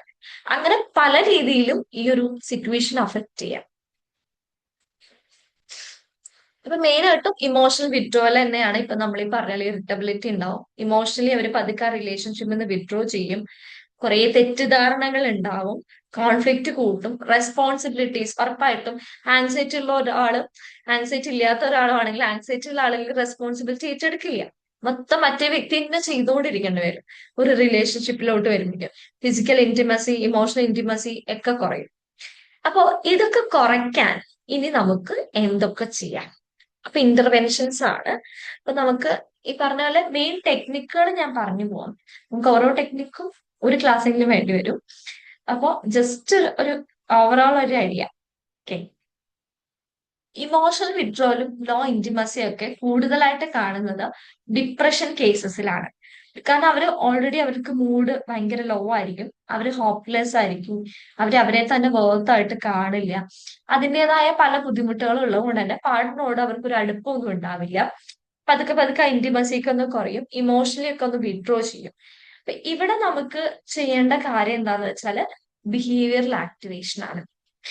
ഇത് കപ്പിൾ കോണ്ടെക്സ്റ്റിലാണ് കേട്ടോ. നോർമലി നമ്മൾ കൊടുക്കാറുണ്ട്. ഡിപ്രഷൻ ഉണ്ടെങ്കിൽ നമ്മൾ എപ്പോഴും CBTയുടെ ഭാഗമായിട്ടും അല്ലെങ്കിൽ ബിഹേവിയർ തെറാപ്പിയുടെ ഭാഗമായിട്ടൊക്കെ എപ്പോഴും കൊടുക്കുന്ന ഒരു ടെക്നിക്കാണ് ബിഹേവിയറൽ ആക്ടിവേഷൻ എന്ന് പറയുന്നത്. പിന്നെ ഇവർക്കൊരു ഷെഡ്യൂൾ നമ്മൾ ആദ്യം കൊടുക്കൂല, രാവിലെ തൊട്ട് വൈകുന്നേരം വരെ എന്തൊക്കെ ചെയ്യണം എന്നുള്ളത്. ആ ഒരു ആക്ടിവിറ്റി ഷെഡ്യൂൾ കൊടുക്കും. പുതിയ എന്തെങ്കിലും ഒരു ആക്ടിവിറ്റി ഓരോ വീക്ക് നമ്മൾ ആഡ് ഓൺ ചെയ്ത് കൊടുക്കും. ഇതിന് പകരം ഇതിൽ നമ്മൾ എന്ത് ചെയ്യണം എന്ന് വെച്ച് കഴിഞ്ഞാൽ കപ്പിൾസ് ഒന്നിച്ച് ചെയ്യാം. ലോ എഫേർട്ട് എടുക്കണം കേട്ടോ. വലിയ വലിയ കാര്യങ്ങളല്ലേ, ഒന്നിച്ചിരുന്ന് ഫുഡ് കഴിക്കുക, ഒന്നിച്ച് കുറച്ച് നടക്കാൻ പോവാം, അല്ലെ, അല്ലെങ്കിൽ വീക്കിലി പുറത്തു പോകാൻ പറ്റുന്ന ആൾക്കാരാണെങ്കിൽ ജസ്റ്റ് പുറത്ത് പോയിട്ട് വരിക. ഈ രീതിയിലുള്ള എന്തെങ്കിലും ഒരു ആക്ടിവിറ്റി ഒന്നിച്ച് ചെയ്യാനായിട്ട് കൊടുക്കുക. അല്ലെങ്കിൽ ഇപ്പൊ എക്സസൈസ് ചെയ്യുന്നുണ്ടെന്ന് വിചാരിക്കും, എക്സസൈസ് ചെയ്യുന്ന ഒരു വ്യക്തികളാണെങ്കിൽ അവരൊന്നിച്ച് എക്സസൈസ് ചെയ്യുക, ഒന്നിച്ച് മെഡിറ്റേഷൻ ചെയ്യുക, അല്ല എന്തെങ്കിലും ഒരു സിമ്പിൾ ആക്ടിവിറ്റി ഒന്നിച്ച് ചെയ്യാൻ കൊടുത്തു വിടാം. ഒരു വൈകിട്ട് ഒരു 10 മിനിറ്റ് നടക്കുന്നതോ, അല്ലെങ്കിൽ രാവിലെ ഒന്നിച്ച് ഫുഡ് കഴിക്കുന്നതോ, അവരുടെ ടൈമിംഗ് എങ്ങനെയാണോ അതിനനുസരിച്ച് ഒരു പോസിറ്റീവ് ആക്ടിവിറ്റി ഒന്നിച്ച് കൊടുത്തു വിടുക എന്നുള്ളതാണ് ബിഹേവിയറൽ ആക്ടിവേഷനിൽ നമുക്ക് ചെയ്യാൻ പറ്റുന്ന കാര്യം. പിന്നെ വരുന്നത് EFTയുടെ ഭാഗമായിട്ട് നമുക്ക് ചെയ്യാൻ പറ്റുന്ന ഇവർക്കിടയിൽ ഒരു ഇമോഷണൽ ബോണ്ടിങ് കൊണ്ടുവരണം. ഇപ്പൊ നേരത്തെ ഇപ്പൊ ഇവിടെ പറഞ്ഞ പോലെ മറ്റവർക്ക് മനസ്സിലാവില്ല ഇവർക്ക് എന്താണ് നീഡ്സ്, ഇവർക്ക് എന്താണ് ആവശ്യം എന്നുള്ളത്, അല്ലെ. നമുക്ക് ഒരിക്കലും വേറൊരാളുടെ മനസ്സ് വായിക്കാൻ പറ്റില്ല. എനിക്കൊരിക്കലും എന്റെ ഭർത്താവിന്റെ മനസ്സോ അല്ലെങ്കിൽ ആ വ്യക്തിക്ക് എന്റെ മനസ്സോ ഒന്നും വായിക്കാൻ പറ്റില്ല. നമ്മൾ പറഞ്ഞാൽ മാത്രമേ ഇവർക്കത് മനസ്സിലാവൂ. ഇപ്പൊ ഇന്ന് തന്നെ ഞാനിത് പാലക്കാട് നിന്ന് വരികയാണ്. അപ്പൊ എന്തായാലും ഇവിടെ എത്തുമ്പോ ഞാൻ 6:50 ഇവിടെ കയറിയത്. അപ്പൊ ഞാൻ വിചാരിച്ചു എന്തായാലും വന്നിട്ട് ഫുഡ് ഉണ്ടാക്കാനുള്ള സമയമില്ല. അപ്പൊ ഞാൻ പറഞ്ഞു ഫുഡ് ഉണ്ടാക്കാൻ സമയമില്ല, പുറത്തുനിന്ന് ഫുഡ് വാങ്ങിച്ചിട്ട് വരണം. ഞാൻ പറയാതെ ആള് ഓർത്ത് ചെയ്യണം എന്ന് വിചാരിച്ചു കഴിഞ്ഞാൽ ചിലപ്പോൾ നടന്നൊന്നും വരില്ല. അല്ലെ, നമ്മുടെ നീഡ് എന്താണ്, അത് ഇമോഷണൽ നീഡ് ആയിക്കോട്ടെ വേറെ എന്ത് നീഡ് ആയിക്കോട്ടെ, നമ്മൾ വിളിച്ച് പറയുമ്പോഴാണ് അവരത് ചെയ്തിട്ട് വരും. അപ്പൊ ആ ഒരു സംഭവം ഇവർക്കിടയിൽ ഉണ്ടാക്കിയെടുക്കുക. സാധാരണ എക്സ്പ്രസ് ചെയ്യാറില്ല. മൂഡ് ഡിസോർഡേഴ്സ് ഉള്ള ആളുകള് ഇവരെന്ത് ചെയ്യുന്ന വെച്ചാൽ മനസ്സിലുള്ള ഇമോഷനൊക്കെ അവിടെ തന്നെ ഇട്ട് വെക്കും. തുറന്ന് പറയാൻ അവർക്കൊരു മടിയുണ്ടാവും. നമ്മള് അവരെ പറഞ്ഞ് മനസ്സിലാക്കി അത് കൊണ്ടുവരേണ്ടതാണ്. പതിയെ പതിയെ ഒരു പ്രാക്ടീസ് പോലെ ഇവരുടെ ഇമോഷണൽ നീഡ്സ് എക്സ്പ്രസ് ചെയ്യാം. ഇപ്പൊ ചില കപ്പിൾസിലൊക്കെ ഡിപ്രഷനിലേക്ക് പോയത് കല്യാണം കഴിഞ്ഞ ശേഷമായിരിക്കും. കാരണം ഈ പറഞ്ഞ പോലെ ഹസ്ബൻഡ് കാര്യം മാത്രം നോക്കുന്നുണ്ടാവും. ഇവള് ഇൻഡിപെൻഡന്റ് ആണല്ലോ, ഇവൾക്ക് എല്ലാം ചെയ്യാറില്ല, പറഞ്ഞ ആളൊന്നിലും ഇടപെടുന്നുണ്ടാവില്ല, എല്ലാം അങ്ങ് വിട്ടുകൊടുത്ത് അങ്ങനെയും മാറി നിൽക്കുന്നതായിരിക്കും. ചിലപ്പോ അതായിരിക്കും ആ വൈഫിന് ബുദ്ധിമുട്ടുണ്ടാക്കുന്നത്. പക്ഷെ ഇതുവരെ പറഞ്ഞിട്ടുണ്ടാവില്ലേ, അത് തുറന്ന് പറയിക്കുക. ആ ഒരു ഇമോഷണൽ നീഡ്സ്, എനിക്ക് ഇന്നത് വേണം, എനിക്ക് ഇത് ചെയ്യണം, എനിക്ക് ഇന്ന ക്വാളിറ്റി ടൈമാണ് ആവശ്യം എന്നുള്ള കാര്യങ്ങൾ പരസ്പരം തുറന്ന് പറയാന്നുള്ളത് വളരെ ഇമ്പോർട്ടന്റ് ആണ്. അവർക്കിടയിൽ അത് കൊണ്ടുവരാം. ഇത് നമുക്ക് ഹോംവർക്ക് ആയിട്ടൊന്നും കൊടുത്തുവിടാൻ പറ്റില്ല. നമ്മൾ അവരെ ഒന്നിച്ചിരുത്തി സംസാരിച്ച് രണ്ടുപേരെയും നീഡ്സ് മനസ്സിലാക്കി അത് അങ്ങോട്ടും ഇങ്ങോട്ടും നമ്മുടെ മുന്നിൽ വെച്ച് തന്നെ എക്സ്പ്രസ് ചെയ്യിക്കാം. കാരണം എന്താന്ന് വെച്ചാൽ വീട്ടിൽ പോയിട്ട് ഇവർ പറയുമ്പോൾ ടോണ് മാറും, സംസാര രീതി മാറും. പക്ഷെ നമ്മുടെ മുന്നിൽ വെച്ച് അവരത് പറയുമ്പോൾ ശരിക്കും അവർ ആ ഒരു ഇമോഷനോട് കൂടി തന്നെയാണ് അവരുടെ നീഡ് പറയുന്നത്. അങ്ങനെ തന്നെ പ്രാക്ടീസ് ചെയ്യിക്കുക. അഡ്മിറ്റഡ് ഇതുവരെ നടക്കാത്തത് കേട്ടോ, ഇപ്പോഴും ചെയ്തുകൊണ്ടിരിക്കുന്ന കാര്യമല്ല, ഇതുവരെ അവർ ആഗ്രഹിച്ചിട്ടും കിട്ടാതിരുന്ന ചില നീഡ്സ് ഉണ്ടാവും. ആ കാര്യങ്ങളെ സേഫ് ആയിട്ട് എക്സ്പ്രസ് ചെയ്യിക്കുക എന്നുള്ളതാണ് പിന്നെ നമുക്ക് ചെയ്യിക്കാൻ പറ്റുന്ന കാര്യം.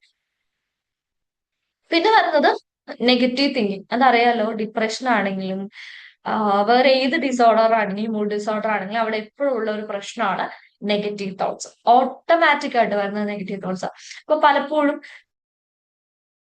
ഒരു പാർട്ണർ ഇങ്ങനെ ചിന്തിക്കുമ്പോൾ മറ്റേ പാർട്ണർ എന്താ പറയാ, ഏത് നേരം നീ വെറുതെ ഇരുന്ന് ഓരോന്ന് ആലോചിച്ച് കൂട്ടുന്നതാണ്, വെറുതെ ഓരോന്ന് ചിന്തിച്ചു കൂട്ടിയിട്ടാണ്.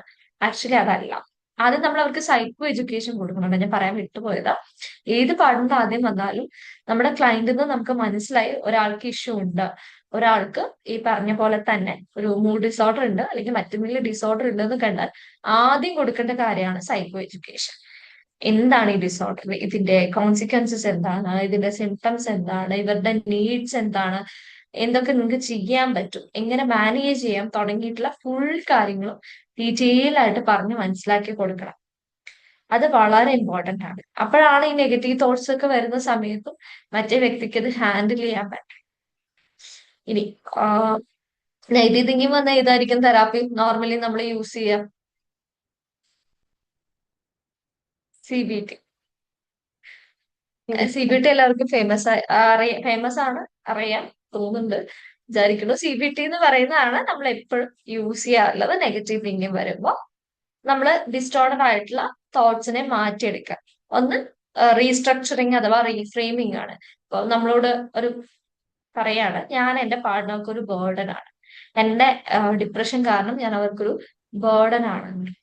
ഇതാണ് നമ്മളോട് പറയുന്നെങ്കിൽ നമുക്ക് തിരിച്ച് അവർക്ക് മനസ്സിലാക്കി കൊടുക്കേണ്ട കാര്യം എന്താണ്, നിങ്ങൾ സ്ട്രഗിൾ ചെയ്യുന്നുണ്ട്, പക്ഷെ നിങ്ങളെ ഹസ്ബൻഡ് അവിടെ സപ്പോർട്ട് ചെയ്യുന്നുണ്ട്, അല്ലെങ്കിൽ വൈഫ് നിങ്ങളെ സപ്പോർട്ട് ചെയ്യുന്നുണ്ട്. അങ്ങനെയല്ലേ എന്ന് തിരിച്ച് ചോദിച്ചു കഴിഞ്ഞാൽ അവരുടെ ആ തോട്ട് അവിടെ ചലഞ്ച് ചെയ്യില്ല. അങ്ങനെയാണെന്ന് നമ്മൾ പറഞ്ഞ് ബോധ്യപ്പെടുത്തൊന്നും വേണ്ട. നമ്മൾ ജസ്റ്റ് ചോദിച്ചു അങ്ങനെയല്ലേ, ശരിക്കും നിങ്ങൾ സ്ട്രഗിൾ ചെയ്യുമ്പോൾ മറ്റാൾ കൂടെ നിൽക്കുകയല്ലേ ചെയ്യുന്നത്, അല്ലാതെ അവർക്ക് ബേർഡൻ ആയിട്ട് തന്നെയാണോ ഫീൽ ചെയ്യുന്നത് എന്ന് നമ്മൾ എടുത്തൊന്ന് ചോദിക്കുമ്പോഴേക്കും അവിടെ ആ തോട്ട് ചലഞ്ച് ആവും. പിന്നെ നമുക്ക് വേണമെങ്കിൽ തോട്ട് റെക്കോർഡ് കൊടുക്കാം. ഇതിനെ സപ്പോർട്ട് ചെയ്യുന്ന എവിഡൻസും എഗെയിൻസ്റ്റ് ആയിട്ടുള്ള എവിഡൻസുകളും ഒക്കെ എഴുതിയിട്ട് തോട്ട് റെക്കോർഡ് കൊടുക്കാൻ പറ്റുന്നതാണ്. അപ്പൊ കോഗ്നിറ്റീവ് റീസ്ട്രക്ചറിങ് ഏറ്റവും നല്ല വഴിയാണ് തോട്ട് റെക്കോർഡ് എന്ന് പറയുന്നത്. അത് അവർക്ക് തന്നെ മനസ്സിലാവും. എന്തിനാണ് തോട്ട് റെക്കോർഡ് എന്ന് ചോദിച്ചു കഴിഞ്ഞാൽ നമുക്കറിയാൻ വേണ്ടിയിട്ടല്ല, നമുക്ക് ഓൾറെഡി മനസ്സിലാവും. കേൾക്കുന്ന സമയത്ത് തന്നെ ഇവർക്ക് നെഗറ്റീവ് തോട്ട്സ് ആണെന്നും ഇവര് ചിന്തിക്കുന്നത് തെറ്റാണെന്നും ഇതല്ല ശരിയെന്നും ഒക്കെ നമുക്ക് മനസ്സിലാവും. കാരണം നമ്മൾ ലോജിക്കൽ തിങ്കിങ്ങിൽ പോകുന്ന ആളുകളാണല്ലേ സൈക്കോളജിസ്റ്റുകൾ. പക്ഷെ അവർക്ക് അതില്ലാത്തത് കൊണ്ട് തന്നെ ഈ തോട്ട് റെക്കോർഡിന്റെ ഏറ്റവും വലിയ ഇമ്പാക്ട് എന്ന് പറഞ്ഞാൽ അതാണ്. അവർക്ക് അവയർനെസ് ഉണ്ടാക്കുക, സെൽഫ് അവയർനെസ് കൊടുക്കുക, ഇൻസൈറ്റ് ഉണ്ടാക്കി കൊടുക്കുക. അതിന് വേണ്ടിയിട്ടാണ് തോട്ട് റെക്കോർഡ് നമ്മൾ എപ്പോഴും കൊടുക്കുന്നത്. ഇവിടെ വർക്ക് ചെയ്യുന്ന സൈക്കോളജിസ്റ്റുകൾ ഉണ്ടോ? ഓൾറെഡി കൗൺസിലിംഗ് ചെയ്യുന്ന ആളുകളുണ്ടോ ജോയിൻ ചെയ്തതില്? Yes ma'am. ഉണ്ട്. തോട്ട് റെക്കോർഡ് ഒക്കെ കൊടുക്കാറില്ലേ? ഉണ്ട് കൊടുക്കാറുണ്ട്. അപ്പൊ നമ്മൾ എന്തിനാണ് കൊടുക്കുന്നത് വെച്ചാൽ തന്നെയാണ് സെൽഫ് അവയർനെസ് ആണ്. അവർക്കൊരു അവയർനെസ് വരും, നമുക്കും ക്ലാരിറ്റി കിട്ടും ഉറപ്പാണ്. പക്ഷെ അതിനേക്കാളും അവർക്കാണ് ക്ലാരിറ്റി കിട്ടുക. അവരുടെ ചിന്തകൾ ഏതിനൊക്കെ പോകുന്നു, അവരെങ്ങനെയൊക്കെയാണ് ചിന്തിക്കുന്നത്, അത് എത്രത്തോളം അവരെ എഫക്ട് ചെയ്യുന്നുണ്ട് എന്നുള്ള ഒരു ഐഡിയ ഒക്കെ അവർക്ക് കിട്ടും. തോട്ട് റെക്കോർഡിനെ പല രീതിയിൽ എഴുതിക്കുന്നുണ്ട് കേട്ടോ. ഇത് എഗെയിൻസ്റ്റ് ആയിട്ട്, അതായത് ഇതിനെ സപ്പോർട്ട് ചെയ്യുന്ന എവിഡൻസ്, എഗെയിൻസ്റ്റ് ആയിട്ടുള്ള എവിഡൻസ് ചെയ്ത്. ഇതേപോലെ തന്നെ തോട്ട് ലോഗ് എന്ന് പറഞ്ഞാൽ ഇതിന്റെ വേറൊരു ഫോമില് അപ്പൊ ഉണ്ടായ ഇമോഷൻ, ആ ഇമോഷൻ എത്രത്തോളം ഇന്റൻസ് ആയിരുന്നു, അത് കഴിഞ്ഞിട്ട് എന്താണ് റെസ്പോണ്ട് ചെയ്തത്, ആ റെസ്പോൺസിന് ശേഷം എങ്ങനെ ഫീൽ ചെയ്തു, കുറച്ചും കൂടെ ഒന്ന് ഡീറ്റെയിൽ ആയിട്ട് എഴുതുന്ന പോലെ വരുന്നുണ്ട്. അപ്പൊ നമ്മുടെ സിറ്റുവേഷൻ അനുസരിച്ച് നമ്മൾ അത് യൂസ് ചെയ്യും. പിന്നെ ചെയ്യേണ്ടത്, നേരത്തെ നിങ്ങൾ തന്നെ പറഞ്ഞൊരു കാര്യമാണ് കമ്മ്യൂണിക്കേഷൻ ഇഷ്യൂസ് വരുന്നത്. അപ്പൊ നമ്മൾ എപ്പോഴും കമ്മ്യൂണിക്കേറ്റ് ചെയ്യേണ്ടത് അസേർട്ടീവ് ആയിട്ടും റെസ്പെക്ട്ഫുൾ ആയിട്ടാണ്. ഓക്കെ, അസേർട്ടീവ് ആയിട്ട് ഇരിക്കുക, റെസ്പെക്ട്ഫുൾ ആയിട്ട് ഇരിക്കുക എന്നുള്ളത് വളരെ ഇമ്പോർട്ടന്റ് ആയിട്ടുള്ള കാര്യമാണ്. നമ്മൾ കപ്പിൾസിന്റെ ഇടയിൽ ചെയ്യുന്ന എന്താ പറയാ, അവരിത് ചെയ്തു തന്നില്ല, ഇവരിത് ചെയ്തു തന്നില്ല, എപ്പോഴും ഇങ്ങനെയാണ്, എന്നും ഇങ്ങനെയാണ്, ഒന്നിനും സാധിക്കില്ല, ഒന്നും ഇങ്ങനത്തെ ഭയങ്കര ബ്ലെയിമിങ് ആയിരിക്കും. എപ്പോഴും നിങ്ങൾ കൗൺസിലിംഗ് എടുക്കുമ്പോൾ അറിയാം, കപ്പിൾസ് മുന്നിൽ വന്നു കഴിഞ്ഞിരുന്ന അങ്ങോട്ടും ഇങ്ങോട്ടും കുറ്റമല്ലാതെ നല്ലൊരു വാക്ക് പറയില്ല. അവർ ഇത്രയും കാലം ചിലപ്പോൾ സ്നേഹിച്ചൊക്കെ കല്യാണം കഴിച്ച് നല്ല രീതിയിൽ കുറെ കൊല്ലം ജീവിച്ചു പോയതായിരിക്കും. ഇപ്പൊ കുറച്ചായിട്ടുണ്ടാവുള്ളൂ കോൺഫ്ലിക്റ്റ്. എന്നാലും അവർ പറയുന്നത് മൊത്തം അങ്ങോട്ടും ഇങ്ങോട്ടും കുറ്റം മാത്രമായിരിക്കും. അത് സ്റ്റോപ്പ് ചെയ്യിക്കണം. നമ്മൾ കൊടുക്കേണ്ടത് കമ്മ്യൂണിക്കേഷൻ സ്കിൽ ട്രെയിനിങ് ആണ് അവർക്ക് കൊടുക്കേണ്ടത്. അവരോട് പറയേണ്ടത് നമുക്ക് എന്ത് പറയണോ, നമുക്ക് ഇങ്ങനെ ഫീൽ ചെയ്യും, എനിക്കിതാണ് വേണ്ടത്. നമ്മൾ നമ്മുടെ നീഡ്സ് പറയുന്നു, നമ്മുടെ ഫീലിങ്സ് പറയുന്നു, മറ്റേ ആളെ എന്ത് ചെയ്യുന്നില്ല, ബ്ലെയിം ചെയ്യുന്നില്ല. ബ്ലെയിം ചെയ്യുമ്പോൾ നമ്മൾ ഒരു കുറ്റം അങ്ങോട്ട് പറഞ്ഞ അപ്പുറത്തുനിന്ന് 3 കുറ്റം ഇങ്ങോട്ട് പറയും. പിന്നെ അങ്ങോട്ടും ഇങ്ങോട്ടും കുറ്റം പറച്ചിലും കോൺഫ്ലിക്റ്റും ആ ഒരു സൊല്യൂഷൻ കിട്ടില്ല. രണ്ടുപേരും ഹേർട്ട് ആവും, രണ്ടുപേർക്കിടയിൽ ഇമോഷണൽ കണക്ഷൻ പോവും, ഇന്റിമസി പോവും, ഇങ്ങനെ ഡിസ്റ്റൻസ് കൂടി വരും. അപ്പൊ എപ്പോഴും കമ്മ്യൂണിക്കേഷൻ പ്രോപ്പർ ആക്കുക. ഒന്ന്, ആക്റ്റീവ് ലിസണിങ് കൊണ്ടുവരാം.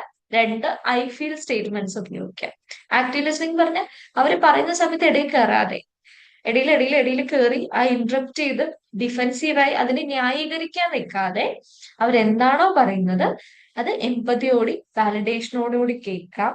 ഒരാള് പറഞ്ഞ കാര്യങ്ങളെ എൻഡ് ചെയ്യുമ്പോൾ കുറെ ഇഷ്യൂസ് പറയുന്നത് ഈ പാരഫ്രൈസ് ഇതൊക്കെ തന്നെയല്ലേ നീ ഉദ്ദേശിച്ചത് എന്ന രീതിയിൽ ഒന്നും കൂടി ചോദിക്കുക. എനിക്ക് ഇങ്ങനെയാണ് ഫീൽ ചെയ്തത്, അതല്ല സംഭവിച്ചിട്ടുണ്ടായിരുന്നു എന്നുള്ളത്, ഐ ഫീൽ, ഞാൻ ഇങ്ങനെയാണ് വിചാരിച്ചത് എന്നുള്ള രീതിയിൽ പറയാം. അപ്പൊ ബ്ലെയിമിങ് അവിടെ ഒഴിവാക്കാം. ഇതും ട്രെയിനിങ് കൊടുക്കുന്ന സമയത്ത് നമ്മുടെ മുന്നിൽ വെച്ച് തന്നെ ചെയ്യിക്കണം. കാരണം നമ്മൾ എത്ര ഹോംവർക്ക് കൊടുത്തു വിട്ടാലും വീട്ടിൽ പോയിട്ട് നമ്മൾ എപ്പോഴും കപ്പിൾ തെറാപ്പിയിലൊക്കെ പറയുന്ന ഒരു കാര്യമാണ്, തിയററ്റിക്കലി പറയുന്ന കാര്യമാണ്, ഹോംവർക്കായിട്ട് വീട്ടിലോട്ട് കൊടുത്തു വിടാൻ 15 മിനിറ്റ് ആക്റ്റീവ് ലിസണിങ് പ്രാക്ടീസ് ചെയ്യും. നിങ്ങൾക്ക് തോന്നുന്നുണ്ടോ അതൊന്നും പോസിബിൾ അല്ല? ഒരു ദിവസം ഏത് ഭാര്യയും ഭർത്താവാണ് കൃത്യമായിട്ട് 15 മിനിറ്റ് ഒക്കെ വെച്ചിട്ട് അവിടെ പോയിരുന്നിട്ട് അതെങ്കിലും പറയും ഞാൻ കേൾക്കാം എന്ന് പറഞ്ഞിരിക്കുക? അത് പോസിബിൾ അല്ല. അത് ഭയങ്കര ആർട്ടിഫിഷ്യാലിറ്റി ഫീൽ ചെയ്യും. അപ്പൊ നമുക്ക് ചെയ്യാൻ പറ്റുന്ന എന്താ, നമ്മുടെ മുന്നിൽ നമ്മുടെ സെഷനാണ് ഏറ്റവും ഇമ്പാക്ട് അവരിൽ ഉണ്ടാക്കേണ്ടത്. നമ്മുടെ സെഷൻസിൽ ഇരുത്തിട്ട് അവരോട് പറയാം. നിങ്ങൾക്ക് ഒരു ഇൻസിഡന്റ് അവർ പറയുമല്ലോ, പ്രശ്നം ഉള്ള ഒരു ഇൻസിഡന്റ്, ആ ഒരു പ്രശ്നമുള്ള ഇൻസിഡന്റ് എടുക്കുക, എന്നിട്ട് ഒരാളുടെ സൈഡ് പറയാൻ പറയും. ഇപ്പൊ ആദ്യം വൈഫിന്റെ ആണെങ്കിൽ വൈഫ് പറയട്ടെ. വൈഫ് പറഞ്ഞു കഴിയുമ്പോൾ ഇവിടെ മറ്റേയാളെ കേട്ടിരിക്കണം, അയാൾക്ക് എന്താ മനസ്സിലായി എന്നുള്ളത് പാരഫ്രൈസ് ചെയ്യണം. അത് കഴിഞ്ഞിട്ട് ഹസ്ബൻഡ് പറയാം, ഹസ്ബൻഡ് പറഞ്ഞത് വൈഫും പാരഫ്രൈസ് ചെയ്യും. എൻഡിൽ നമ്മൾ ഡിസ്കഷനിലോട്ട് അത് കൊണ്ടുവരാം. കണ്ടോ, നിങ്ങൾ ഇങ്ങനെയാണ് ഉദ്ദേശിച്ചതെങ്കിലും മറ്റേയാൾ ഇതാണ് മനസ്സിലാക്കിയിട്ടുള്ളത്. അപ്പൊ ആ ഒരു മിസ്മാച്ച് നമ്മളവിടെ കണ്ടുപിടിച്ചു കൊടുക്കുക. അത് എങ്ങനെ പറയണം, ഇവിടെ ഇങ്ങനെ പറഞ്ഞിരുന്നെങ്കിൽ കുറച്ചും കൂടി നല്ലതാവില്ലേ എന്നുള്ള രീതിയിലുള്ള നമ്മുടെ സൈഡിൽ നിന്നുള്ള ഒരു സപ്പോർട്ട് കൊടുക്കുക. അപ്പോൾ ആ ഒരു കമ്മ്യൂണിക്കേഷൻ ഇഷ്യൂസ് എന്താണെന്നുള്ളത് ഐഡന്റിഫൈ ചെയ്യാൻ പറ്റും. അപ്പൊ കമ്മ്യൂണിക്കേഷൻ സ്കിൽ ട്രെയിനിങ്ങും ആക്റ്റീവ് ലിസണിങ്ങും ആണ് നമ്മൾ ചെയ്യിക്കേണ്ടത്. അത് മാക്സിമം ആദ്യത്തെ കുറച്ച് സെഷൻസ്, എന്നും എല്ലാ സെഷനിലും വേണമെന്നില്ല.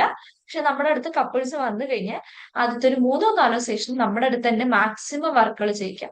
ഹോംവർക്ക് കൊടുത്തുവിട്ടാൽ അവർ ചെയ്തിട്ട് വരണൊക്കെ കണക്കായിരിക്കും കേട്ടോ. പകുതി ചെയ്യും, പകുതി ചെയ്യില്ല, ചിലപ്പോൾ ഒന്നും ചെയ്യാതെ വരും. അതൊക്കെ നോർമൽ ആയിരിക്കും. ഇപ്പൊ പ്രാക്ടീസ് ചെയ്തവരോട് ചോദിച്ചറിയാം, നമ്മൾ എത്ര വർക്ക് കൊടുത്തു വിട്ടാലും അതൊരു മുഴുവനാക്കിയിട്ടൊന്നും വരില്ല.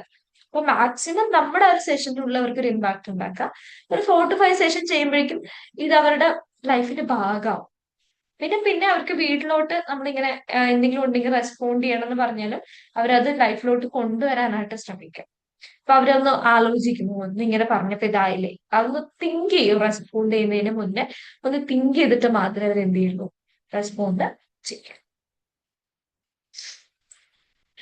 ഇതുവരെ ക്ലിയർ ആണോ? യെസ്. അപ്പൊ ഇതൊക്കെ കോമൺ ആയിട്ട് വരുന്ന ഇഷ്യൂ ആണ്. പ്രത്യേകിച്ച് ഞാൻ ഇപ്പൊ ഡിപ്രഷനിലാണ് കൂടുതൽ എടുത്തു പറയുന്നത്. ആ നെഗറ്റീവ് തോട്ട്സ് മാറ്റാൻ കോഗ്നിറ്റീവ് റീസ്ട്രക്ചറിങ് കൊടുക്കണം, ബിഹേവിയറൽ ആക്ടിവേഷൻ കൊടുക്കണം, അതേപോലെ ഒരു ക്വാളിറ്റി ടൈം കൊടുക്കണം, ഐ ഫീൽ സ്റ്റേറ്റ്മെന്റ്സ് ഉപയോഗിക്കണം, കമ്മ്യൂണിക്കേഷൻ സ്കിൽസ് ബെറ്റർ ആക്കണം, ആക്റ്റീവ് ലിസണിങ് കൊണ്ടുവരണം അവർക്കിടയിൽ. ഇതൊക്കെയാണ് ചെയ്യാൻ പറ്റുക. ദെൻ PMDD ബൈപോളാറൊക്കെ ഉണ്ടാവുന്ന സമയത്ത് കാണുന്ന ഒരു ഇഷ്യൂ ആണ് കോൺഫ്ലിക്റ്റ് ആൻഡ് ഇറിറ്റബിലിറ്റി. നമ്മൾ ഓരോ ഇഷ്യൂ വെച്ചിട്ടാണ് പറയുന്നത്. അത് കൂടുതലായിട്ട് കാണുന്ന ഏരിയ ഇതാണെന്ന്, വേറെ ഏരിയയിലൊന്നും ഇത് വരില്ല എന്നല്ല കേട്ടോ. കൂടുതലായിട്ട് കോൺഫ്ലിക്റ്റ് ഇറിറ്റബിലിറ്റി ഉണ്ടാവുന്ന ഒരു ഏരിയ PMDD ആൻഡ് ബൈപോളാർ ഉള്ള കേസസിനാണ്. അപ്പോൾ കോൺഫ്ലിക്റ്റും ഇറിറ്റബിലിറ്റിയും ആണെങ്കിൽ ആങ്കർ മാനേജ്മെന്റ് ആണ് പഠിപ്പിക്കേണ്ടത്. കാരണം ചെറിയ ചെറിയ കാര്യങ്ങൾക്കായിരിക്കും ഒരു ട്രിഗർ ആവും. അപ്പോ ഇവരോട് ഒരു ആങ്കർ മാനേജ്മെന്റ് ഷീറ്റ് കിട്ടും നമുക്ക്. ഇനി അത് ഇല്ലാന്നുണ്ടെങ്കിൽ ജസ്റ്റ് ഒരു പേപ്പർ എടുത്തിട്ട് ഇവരോട് എഴുതി വെക്കാൻ പറയാം, എപ്പോഴൊക്കെ ഞാൻ ട്രിഗർ ആവും, എന്തുണ്ടായപ്പോഴാണ് ഞാൻ ട്രിഗർ ആയത്, ഒരു ദിവസം എത്ര പ്രാവശ്യം ട്രിഗർ ആവുന്നുണ്ട്, ഒരു 1 വീക്കില് എത്ര ദിവസം എന്തൊക്കെ മെയിൻ ആയിട്ടുള്ള ഇഷ്യൂസ് ഉണ്ടായിട്ടുണ്ട്, എവിടെയൊക്കെ എനിക്ക് മാനേജ് ചെയ്യാൻ പറ്റിയിട്ടുണ്ട്, ഇതൊക്കെ നോട്ട് ചെയ്ത് വെക്കാൻ പറയാം. അത് ഇമ്പോർട്ടന്റ് ആണ്. പിന്നെ പറയേണ്ടത് ഒരു pose and cool down ടെക്നിക്കാണ്.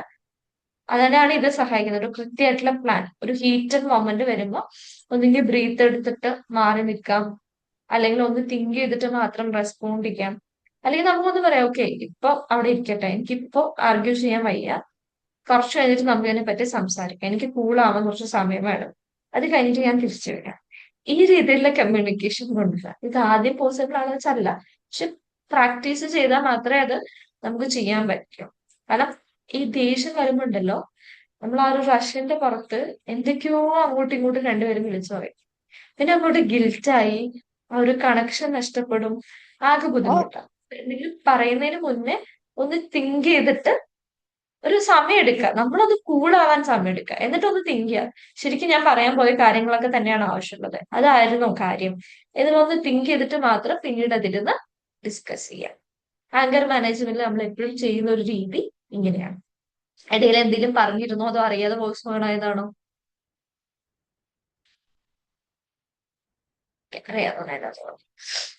Time off technique ഇത് തന്നെയാണ് ഇപ്പൊ ഞാൻ പറഞ്ഞത്. നമ്മളൊരു രണ്ടുപേരും സംസാരിക്കാൻ ഇരുന്നതായിരിക്കും, പക്ഷെ ഈ പറഞ്ഞ പോലെ കോൺഫ്ലിക്റ്റ് കൂടി വരുന്നു എന്ന് തോന്നിക്കഴിഞ്ഞാൽ പെട്ടെന്നൊരു ബ്രേക്ക് എടുക്കാം. നമുക്ക് കുറച്ചു നേരം സമയം എടുക്കാം, പിന്നെ നമുക്കിത് സംസാരിക്കാം എന്ന് പറഞ്ഞ് മാറിപ്പോകാം. ഇവിടെ ഒരു പ്രശ്നം വരാം, ഒരു പാർട്ണർ നോർമലി ചില പാർട്ട്നേഴ്സ് സമ്മതിക്കില്ല, അതായത് വേണ്ട ഇപ്പൊ തന്നെ തീർക്കണം എന്ന് പറയാം. പക്ഷെ അത് നമ്മൾ ആസ് എ കൗൺസിലർ നമ്മൾ അത് പറഞ്ഞ് മനസ്സിലാക്കി വിടണം. ഒരു ടൈം എടുക്കേണ്ടപ്പോൾ രണ്ടുപേരും ഒരേപോലെ ടൈം ബ്രേക്ക് എടുത്ത് മാറ്റിക്കുക. പിന്നെ ഒരാള് ചിലപ്പോ കുറച്ചു നേരം കഴിഞ്ഞ് സംസാരിക്കാൻ വരുമ്പോൾ മറ്റേയാളെ സമ്മതിച്ചില്ല എന്നുണ്ടെങ്കിൽ അതും ഒരു എക്സ്ട്രാ കോൺഫ്ലിക്റ്റ് ആയിട്ട് മാറും. അപ്പൊ അതുകൊണ്ട് ആ ഒരു കാര്യത്തേക്ക് നമ്മൾ തന്നെ ഒന്ന് ഡിസ്കസ് ചെയ്ത് അതൊക്കെ ഒരു നയത്തിൽ മാനേജ് ചെയ്തിട്ട് വേണം വിടാനായിട്ട്. മൂഡ് സ്വിങ്സ് ഉണ്ടാവും എന്നുള്ളത് ഓർമ്മിപ്പിക്കുക. ഇപ്പൊ PMDD ആണെങ്കിലും ബൈപോളാർ ആണെങ്കിലും കൃത്യമായിട്ടുള്ള സൈക്കോ എഡ്യൂക്കേഷൻ കൊടുക്കും. നിങ്ങളുടെ മൂഡ് എപ്പിസോഡ്സ് ഇങ്ങനെയൊക്കെ ഉണ്ടാവും നിങ്ങളുടെ പാർട്ട്ണർക്ക്. പ്രത്യേകിച്ച് PMDD വരുമ്പോൾ സ്ത്രീകളിൽ. ബൈപോളാർ പിന്നെ ഏതിൽ വേണമെങ്കിലും വരാം. പക്ഷെ നമ്മൾ പൊതുവെ ഈ മൂഡ് ഡിസോർഡേഴ്സ് കുറച്ച് കൂടുതൽ കാണുക സ്ത്രീകളിൽ തന്നെയായിരിക്കും. അതൊരു ഹോർമോണൽ ലെവൽസും ബയോളജിക്കൽ ഫാക്ടേഴ്സിന്റെ ഒക്കെ ഒരു ആഫ്റ്റർ എഫക്റ്റ് പോലെ. അപ്പോ എന്തൊക്കെയാണ് മൂഡ് എപ്പിസോഡ്, എപ്പോഴൊക്കെ വരും, എപ്പോഴാണ് നിങ്ങൾ ഹെൽപ്പ് എടുക്കേണ്ടത് എന്നുള്ള കാര്യത്തെ പറ്റി കൃത്യമായ ഐഡിയ കൊടുക്കണം. പ്രത്യേകിച്ചും ബൈപോളർ ഒക്കെ ഉള്ള കേസസ് ആണെങ്കിൽ നമ്മൾ പറഞ്ഞില്ലേ സിവിയർ കേസൊക്കെ വരുമ്പോൾ സൂയിസൈഡൽ ടെൻഡൻസീസ് ഒക്കെ വരാം, അല്ലെങ്കിൽ പെട്ടെന്ന് വയലന്റ് ആവാം, ഇങ്ങനെയുള്ള സാധ്യതയൊക്കെ ഉണ്ട്. വയലന്റ് ആവാന്ന് പറഞ്ഞാൽ മറ്റുള്ളവരെ കൊല്ലാനും ഉപദ്രവിക്കാനൊന്നല്ല, ഭയങ്കര ഹൈ ആയിട്ട് ഇറിറ്റേറ്റഡ് ആയിട്ട് ഭയങ്കരമായിട്ട് ഷൗട്ട് ചെയ്ത് പൊട്ടിത്തെറിച്ച് പോകാനുള്ള സാധ്യതയുണ്ട്. അപ്പൊ പാർട്ണർ അവിടെ കാമായിട്ട് അത് മാനേജ് ചെയ്തില്ല എന്നുണ്ടെങ്കിൽ ബുദ്ധിമുട്ടായിരിക്കും. ഇന്ന മാനിക് എപ്പിസോഡ് ഉണ്ടാവാൻ സാധ്യതയുണ്ട്, ഇന്നതൊക്കെ ആയിരിക്കും മാനിക് എപ്പിസോഡ് വരുമ്പോൾ സിംറ്റംസ് ഉണ്ടാവുക, ആ ഒരു സമയത്ത് ഇങ്ങനെ വേണം റിയാക്ട് ചെയ്യാൻ എന്നുള്ളതൊക്കെ അവരെ പറഞ്ഞ് മനസ്സിലാക്കണം. വളരെ കാമായിട്ട് മാനേജ് ചെയ്യുക. അവരുടെ ആ ഇമോഷൻ എസ്കലേറ്റ് ആയി സ്റ്റോപ്പ് ചെയ്യുന്നവരെ നമ്മളൊരു സമയം കൊടുക്കുക. അതൊക്കെ വളരെ ഇമ്പോർട്ടന്റ് ആണ്. ദെൻ റിലാപ്സ് പ്രിവെൻഷൻ പ്ലാനിങ് ചെയ്യണം. അതായത് ഇപ്പൊ തെറാപ്പിയൊക്കെ എടുത്തു, മെഡിക്കേഷൻ ഒക്കെ എടുത്തു, അസുഖം മാറിക്കഴിഞ്ഞു. പക്ഷെ അസുഖം മാറിയാലും ഈ മൂഡ് ഡിസോർഡേഴ്സ് ഒക്കെ എപ്പം വേണമെങ്കിലും റിലാപ്സ് ചെയ്യാം. മൂഡ് ഡിസോർഡേഴ്സ് അല്ല, നമ്മൾ പറയില്ല ഏതൊരു പനി മാറിയാലും വീണ്ടും പനി വരാലോ, അതുപോലെ തന്നെയാണ് എല്ലാ ഡിസോർഡേഴ്സും മാറിക്കഴിഞ്ഞാലും എപ്പോ വേണമെങ്കിലും വീണ്ടും വരാനുള്ള സാധ്യതയുണ്ട്. പക്ഷെ എന്താ ചെയ്യാൻ പറ്റാന്ന് വെച്ചാല് നമുക്കറിയാലോ ഇന്നതൊക്കെയാണ് സിംറ്റംസ്, ഇന്ന ടെക്നിക്കുകൾ ഉണ്ടെന്ന് അറിയാം. അപ്പൊ ഒരു പ്ലാൻ ഉണ്ടാക്കി കൊടുക്കണം. അതായത് ഇപ്പോ സ്ഥിരമായിട്ട് മെഡിറ്റേഷൻസ് എടുക്കുക. ഇപ്പൊ മൂഡ് ഇഷ്യൂസ് ഉള്ള ആളുകളാണെങ്കിൽ മെഡിറ്റേഷൻ ഒരു ഭാഗമാക്കാൻ പറയാം, ജേർണലിങ് അവരുടെ ലൈഫിന്റെ ഒരു ഭാഗമാക്കാൻ പറയാം, സിമ്പിൾ ആയിട്ടുള്ള എക്സസൈസുകൾ എത്ര സമയങ്ങളിലും ചെയ്യാനായിട്ട് പറയാം. ദെൻ എവിടെയെങ്കിലും മൂഡ് ഇഷ്യൂസ് വരുന്ന സമയത്ത് അത് എങ്ങനെ എക്സ്പ്രസ് ചെയ്യണമെന്നും ആരെ കോണ്ടാക്ട് ചെയ്യണം എന്നുള്ള ഐഡിയ കൊടുക്കുക. അപ്പൊ നമ്മളെ കോണ്ടാക്ട് ചെയ്യണമെങ്കിൽ നമ്മൾ വരണം. ഇപ്പൊ നോക്കുക, കുറച്ച് ദിവസം കഴിഞ്ഞു, ഒരു 5-6 മാസമൊന്നും കുഴപ്പമില്ല, പക്ഷെ പെട്ടെന്ന് ഒരു ദിവസം തൊട്ട് വീണ്ടും നിങ്ങളുടെ പാർട്ണറ് സ്ലീപ്പ് ഇഷ്യൂസ് വരുന്നുണ്ടെങ്കിൽ ഉടനെ തന്നെ തെറാപ്പിസ്റ്റിനെ കോണ്ടാക്ട് ചെയ്യണം എന്നുള്ള ഡയറക്ഷൻസ് ഒക്കെ പാർട്ണർക്ക് പറഞ്ഞ് മനസ്സിലാക്കി കൊടുക്കുക. അത്തരം കാര്യങ്ങളൊക്കെയാണ് റിലാപ്സ് പ്രിവെൻഷൻ പ്ലാനിങ്ങിൽ നമുക്ക് ചെയ്യാൻ പറ്റുക. ക്ലിയർ ആണല്ലോ അല്ലെ?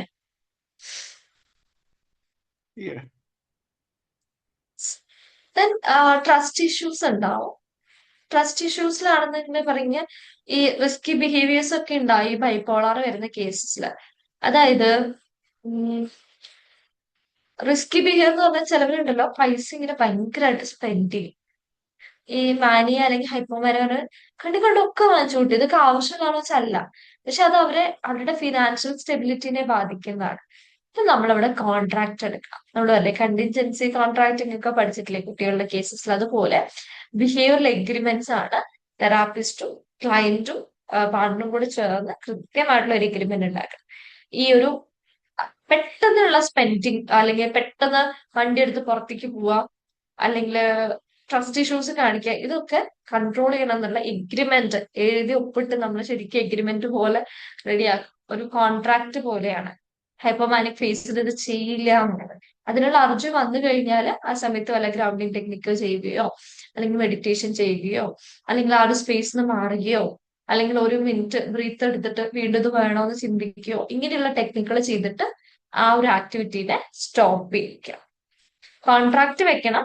പ്ലസ് അത് ടെൻഡൻസി വരും, നമ്മൾ എത്ര കോൺട്രാക്ട് എടുത്താലും ഹൈപ്പോമാനിയ എത്തുമ്പോൾ എന്തെങ്കിലുമൊക്കെ വാങ്ങിക്കാനായിട്ട് നമുക്ക് ഫീൽ ചെയ്യും. അപ്പോൾ അവരെന്ത് ചെയ്യുക, ഇതേപോലെ ഗ്രൗണ്ടിങ് ടെക്നിക്കുകൾ, മൈൻഡ്ഫുൾ ടെക്നിക്കുകളൊക്കെ പഠിപ്പിച്ചു കൊടുക്കുക. അത് ചെയ്യുന്ന സമയത്ത് അവരുടെ തോട്ടിനെ ഒന്നും കൂടി ക്ലിയർ ആയിട്ട് അല്ലെങ്കിൽ ഒരു ക്ലാരിറ്റി കൊണ്ടുവരാനായിട്ട് അവർക്ക് പറ്റും. മൈൻഡ്ഫുൾ മെഡിറ്റേഷനും ബിഹേവിയർ ടെക്നിക്കുകളും, ബിഹേവിയർ അല്ല ബ്രീത്തിങ് ടെക്നിക്കുകളും കാര്യങ്ങളും ഒക്കെ പഠിപ്പിച്ചു കൊടുക്കാം. ഗ്രൗണ്ടിങ് ടെക്നിക്ക് കേട്ടിട്ടില്ലേ? പറയണോ? 5 4 3 2 1. 5 4 3 2 1. യെസ് 5 4 3 2 1 സിമ്പിൾ ആയിട്ട് ചെയ്യാൻ പറ്റുന്നതാണ്.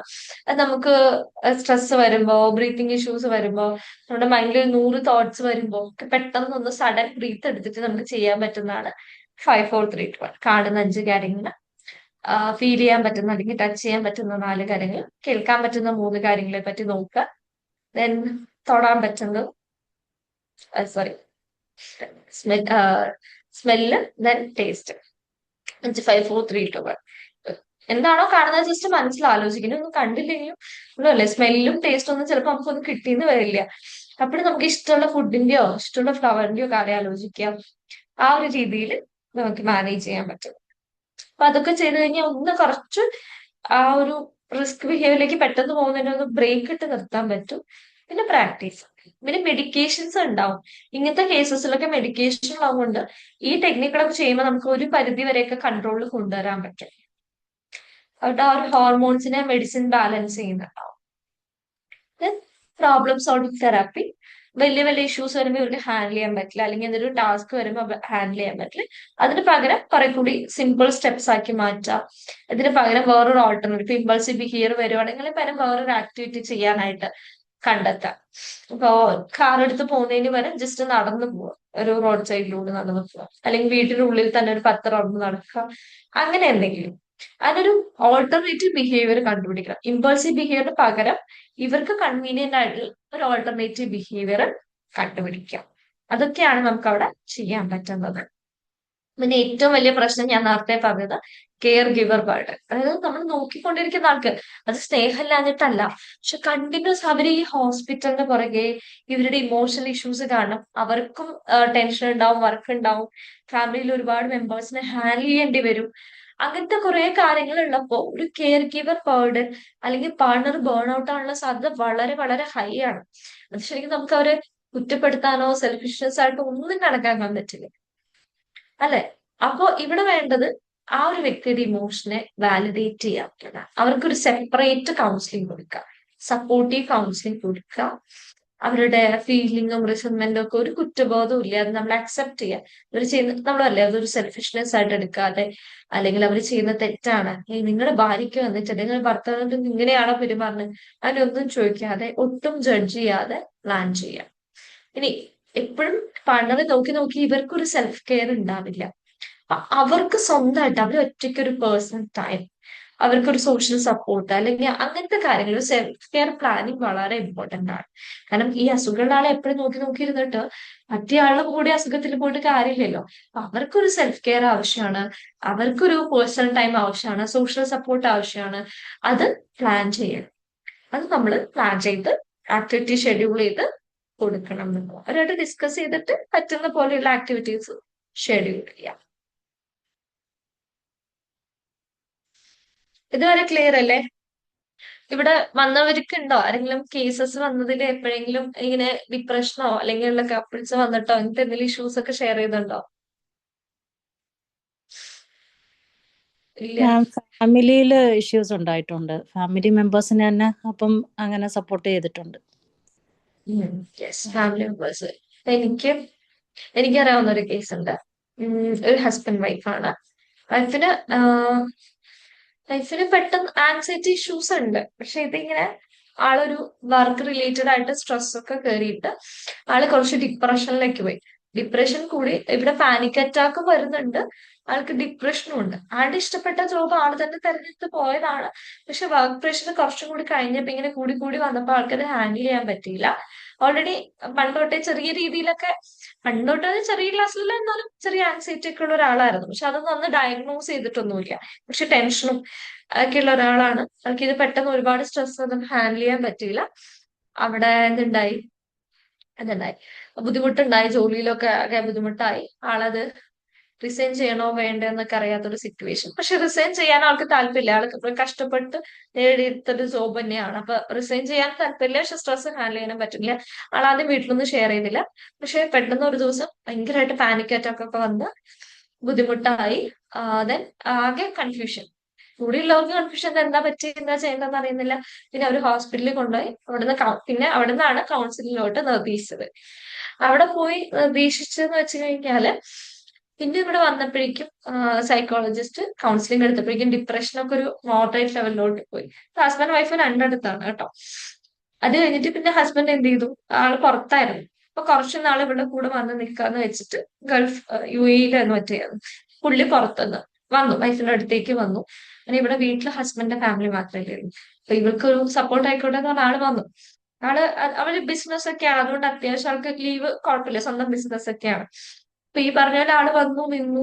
പക്ഷെ എന്താ വെച്ച് കഴിഞ്ഞാൽ ഇത് കണ്ടിട്ടുണ്ടല്ലോ, ഈ പുള്ളിക്കാരിക്ക് സ്ട്രെസ് ആവാം, ജോലി റിസൈൻ ചെയ്യാനും പറ്റുന്നില്ല, ആകെ ഒരു ഡിലമയിലായി പുള്ളിക്കാരി. ജോലി റിസൈൻ ചെയ്യാൻ ആൾക്ക് താല്പര്യമില്ല, പക്ഷെ അത് ഹാൻഡിൽ ചെയ്യാനും പറ്റുന്നില്ല, ഒരു ഡിസിഷൻ എടുക്കാൻ പറ്റുന്നില്ല. ഇവര് ആദ്യം ഒരു സൈക്കോളജിന്റെ അടുത്ത് പോയിട്ട് അത് ശരിയായില്ല, കുറച്ചും കൂടി ഇവരുടെ കേസ് വഷളായി. അത് കഴിഞ്ഞിട്ട് ഒരു ചേഞ്ചും ഈ വ്യക്തിയിൽ വരുന്നില്ല, ഈ പെൺകുട്ടിയിൽ വരുന്നില്ല എന്നുണ്ടപ്പോ അവര് സൈക്കോളജിനെ മാറ്റി സൈക്കാട്രിയിലും കാണിക്കേണ്ടി വന്നു. കാരണം ആകെ മൂഡ് കൂടി സെൽഫ് ഹാർമിംഗ് ഒക്കെ സ്റ്റാർട്ട് ചെയ്തു. പാനിക് അറ്റാക്ക് മാത്രമല്ല, സെൽഫ് ഹാർമിംഗ് വന്നു, സൂയിസൈഡൽ ടെൻഡൻസി വന്നു. കാരണം ഹസ്ബൻഡ് വേറൊരു അടുത്താണ്, ഹസ്ബൻഡിന്റെ വീട്ടിലാണ് നിൽക്കുന്നത്, ഇവിടെ ആരോടും അത്ര ഷെയർ ചെയ്യാനൊന്നും പറ്റില്ല. പിന്നെ പുള്ളിക്കാരിയും ഹസ്ബൻഡ് അവിടെ സ്ട്രെസ്ഡ് ആവണ്ടെന്ന് വെച്ചിട്ട് പുള്ളിക്കാരുടെ ടെൻഷനോ പ്രഷേഴ്സോ ചെറിയ ചെറിയ വീട്ടിലും ചില ഇഷ്യൂസ് ഒക്കെ ഉണ്ട് ജോബിനൊക്കെ പോകുന്നതിന്. അപ്പൊ അങ്ങനത്തെ കാര്യങ്ങളോ ഒന്നും എവിടെ ഷെയർ ചെയ്തിട്ടില്ല, ഹസ്ബൻഡിന്റെ അടുത്തും കാര്യമായിട്ട് ഷെയർ ചെയ്തിട്ടില്ല. ഇതെല്ലാം കൂടെ അവിടെ മനസ്സിൽ വെച്ചിട്ട് എന്തായി, പുള്ളിക്കാരിക്ക് ഡിപ്രഷൻ, ആൻസൈറ്റി തുടങ്ങിയിട്ടുള്ള എല്ലാ പ്രശ്നങ്ങളും സിവിയറായി, സെൽഫ് ഹാർമിംഗ് വരെ എത്തി, സൂയിസൈഡൽ ടെൻഡൻസീസിലെത്തി, മെഡിസിൻ എടുക്കുന്ന കണ്ടീഷന്. തിരിച്ച് ഇവിടുന്ന് പോകുമ്പോൾ നല്ല രീതിയിൽ നിന്ന് ഭാര്യനെ, ഹസ്ബൻഡ് തിരിച്ചു വരുമ്പോൾ കാണുന്നത് ഇങ്ങനത്തെ ഒരു അവസ്ഥയിലാണ്. പക്ഷെ പുള്ളി അത്യാവശ്യം നല്ല കൺസേൺ ഉള്ള ഒരാളായിരുന്നു, ആളെ അത് അഫക്ട് ചെയ്യാൻ തുടങ്ങി. ആദ്യമൊക്കെ ആളെ ഇത്തിരി ബോൾഡ് എന്ന് നോക്കി, എന്ത് വന്നാലും കുഴപ്പമില്ല, മാനേജ് ചെയ്യാം, അവള് ജോലി റിസൈൻ ചെയ്താൽ പിന്നെ ജോലി നോക്കാം. അപ്പൊ ഞാൻ പറഞ്ഞു, അത് ഫോഴ്സ്ഫുള്ളി നമുക്ക് പറയാൻ പറ്റില്ല. ഒരു ക്ലയന്റ് വരുമ്പോ നിങ്ങൾ ജോലി റിസൈൻ ചെയ്യുക, ഇത് ചെയ്യുക എന്ന് നമുക്ക് പറയാൻ പറ്റില്ല, അവര് ഡിസിഷൻ എടുക്കണം. എങ്ങാനും നമ്മൾ പറഞ്ഞിട്ട് അവര് ജോലി റിസൈൻ ചെയ്താണ്ടല്ലോ, കുറച്ചു നാൾ കഴിയുമ്പോ അവരുടെ ഉള്ളിൽ കുറ്റബോധം വരും, ഇത് പറഞ്ഞിട്ടില്ല ഞാൻ ജോലി റിസൈൻ ചെയ്യണ്ടായിരുന്നു. അതുകൊണ്ട് നമ്മൾ അവരുടെ ലൈഫിൽ ഒരു ഡിസിഷൻ പോലും സൈക്കോളജിസ്റ്റ് എടുക്കാൻ പാടില്ല. ഇവര് വേണോ വേണ്ടയോ എല്ലാം ആര് തന്നെ തീരുമാനിക്കണം, ക്ലയന്റ് തന്നെ തീരുമാനിക്കണം. അതിന് നമ്മൾ ഹെൽപ്പ് ചെയ്യാനേ പാടില്ല കേട്ടോ. അത് വലിയൊരു ഇഷ്യൂ ആണ്. നമ്മള് അത് ഇത് ചെയ്യുന്ന നമുക്ക് ഒരിക്കലും അവരോട് പറയാനുള്ള റൈറ്റ് ഇല്ല. അവർക്ക് ഇൻസൈറ്റ് ഉണ്ടാക്കി കൊടുത്തിട്ട് അവര് പിന്നെ ഡിസൈഡ് ചെയ്യട്ടെ വേണോ വേണ്ടയോ, അതിന്റെ കോൺസിക്വൻസസും എല്ലാം ഇരുന്ന് അനലൈസ് ചെയ്യാൻ നമ്മൾ ഹെൽപ്പ് ചെയ്യും. എന്നിട്ട് അവര് ഡിസൈഡ് ചെയ്യും. ഇല്ലാന്നുണ്ടെങ്കിൽ അവര് ഭയങ്കര ബുദ്ധിമുട്ടിലാവും, പിന്നെ അവർക്ക് റിലാപ്സ് വരാനുള്ള സാധ്യത കൂടും നമ്മളായിട്ട് ഒരു ഡിസിഷൻ എടുക്കുക. അപ്പൊ ഈ ഒരു കേസിൽ ഭയങ്കര ബുദ്ധിമുട്ടായി കാരണം ആദ്യം എടുത്ത സൈക്കോളജിസ്റ്റ് ഇതാണ്, അവർക്ക് ഹാൻഡിൽ ചെയ്യാൻ പറ്റില്ലെങ്കിൽ അവർക്ക് ഹാൻഡിൽ ചെയ്യാൻ പറ്റില്ല എന്ന് പറയാറ്.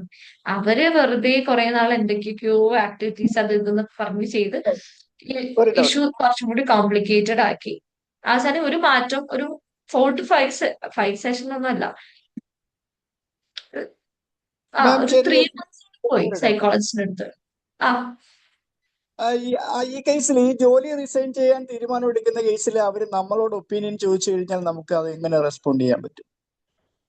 നമ്മളോട് റെസ്പോണ്ട് ചെയ്യാൻ പറഞ്ഞു കഴിഞ്ഞാല് അവരോട് തന്നെ ചോദിക്കും, ഓക്കെ നിങ്ങക്ക് ജോബ് റിസൈൻ ചെയ്ത് കഴിഞ്ഞാൽ എന്തൊക്കെ കോൺസിക്വൻസസ് ഉണ്ടാവും, ജോബ് റിസൈൻ ചെയ്യാതിരുന്നാൽ എന്തൊക്കെ ഹാൻഡിൽ ചെയ്യേണ്ടി വരും. രണ്ട് സൈഡിലെയും പോസിറ്റീവ്സും നെഗറ്റീവ്സും അവരോട് എഴുതാൻ പറയാം.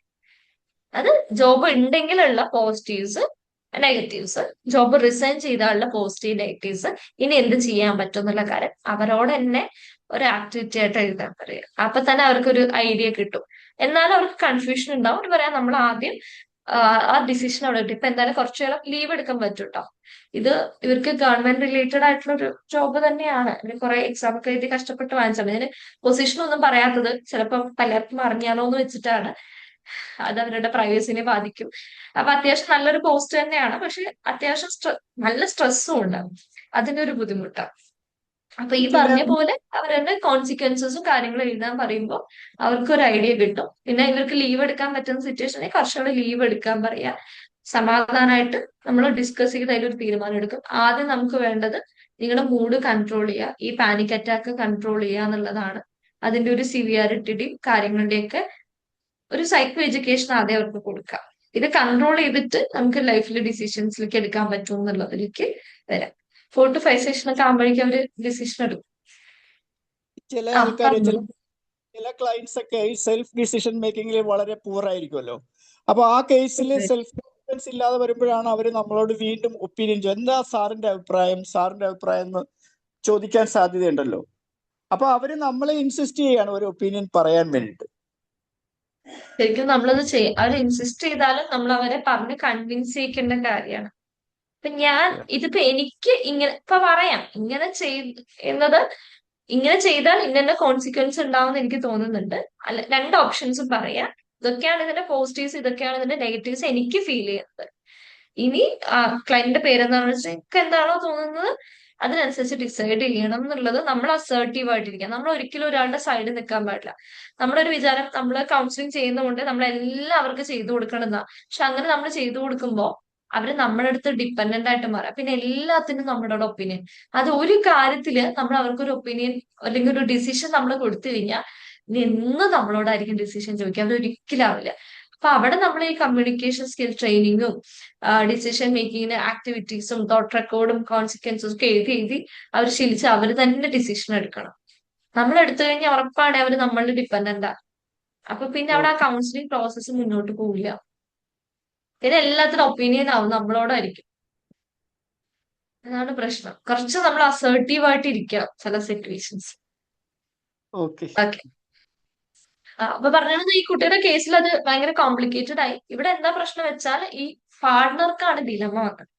ഈ ഹസ്ബൻഡിന് എന്ത് സംഭവിച്ചു എന്ന് വെച്ചാൽ വൈഫിനോട് അത്യാവശ്യം ഇഷ്ടമൊക്കെ ഉള്ള ആളാണ്. പക്ഷെ കർഷക ആൾക്കാർക്ക് ഓവർവെൽം ചെയ്യാൻ തുടങ്ങി. ഇവിടെ ഹാൻഡിൽ ചെയ്യണം. വീട്ടുകാർക്കാണെങ്കിൽ ഇത് അത്രയും കൂടെ വീട്ടുകാർ അറിയാതെയാണ് ഇവര് പല കൗൺസിലിംഗ്. ഇപ്പൊ ഇവിടെ ഇങ്ങനെ ലീവ് എടുത്തൊക്കെ കുറെ നാൾ കൂടുതൽ ഇരുന്ന് കഴിയുമ്പോൾ വീട്ടിൽ ചോദ്യങ്ങൾ വരാൻ തുടങ്ങി. അപ്പൊ കുറച്ചു നാള് വർക്ക് ഫ്രം ഹോം ആണ്, കുറച്ച് ആക്ടിവിറ്റീസ് ആണെന്നൊക്കെ പറഞ്ഞ് പക്ഷെ എത്ര നാള് മാനേജ് ചെയ്യും? ഹസ്ബൻഡ് ഇത് മാനേജ് ചെയ്യാൻ പറ്റില്ല. വീട്ടുകാർ അക്സെപ്റ്റ് ചെയ്യുമോന്ന് അറിയില്ല. ഇങ്ങനെ ഒരു സിറ്റുവേഷൻ പറയുമ്പോൾ അതിന്റെ കുറ്റപ്പെടുത്തലുകൾ ഉണ്ടാവുമെന്നറിയില്ല. അവരാകെ ഒരു ഡിലമയിലായിട്ട് ഇവിടെ പെട്ടതാരാണ്? ഹസ്ബൻഡാണ്.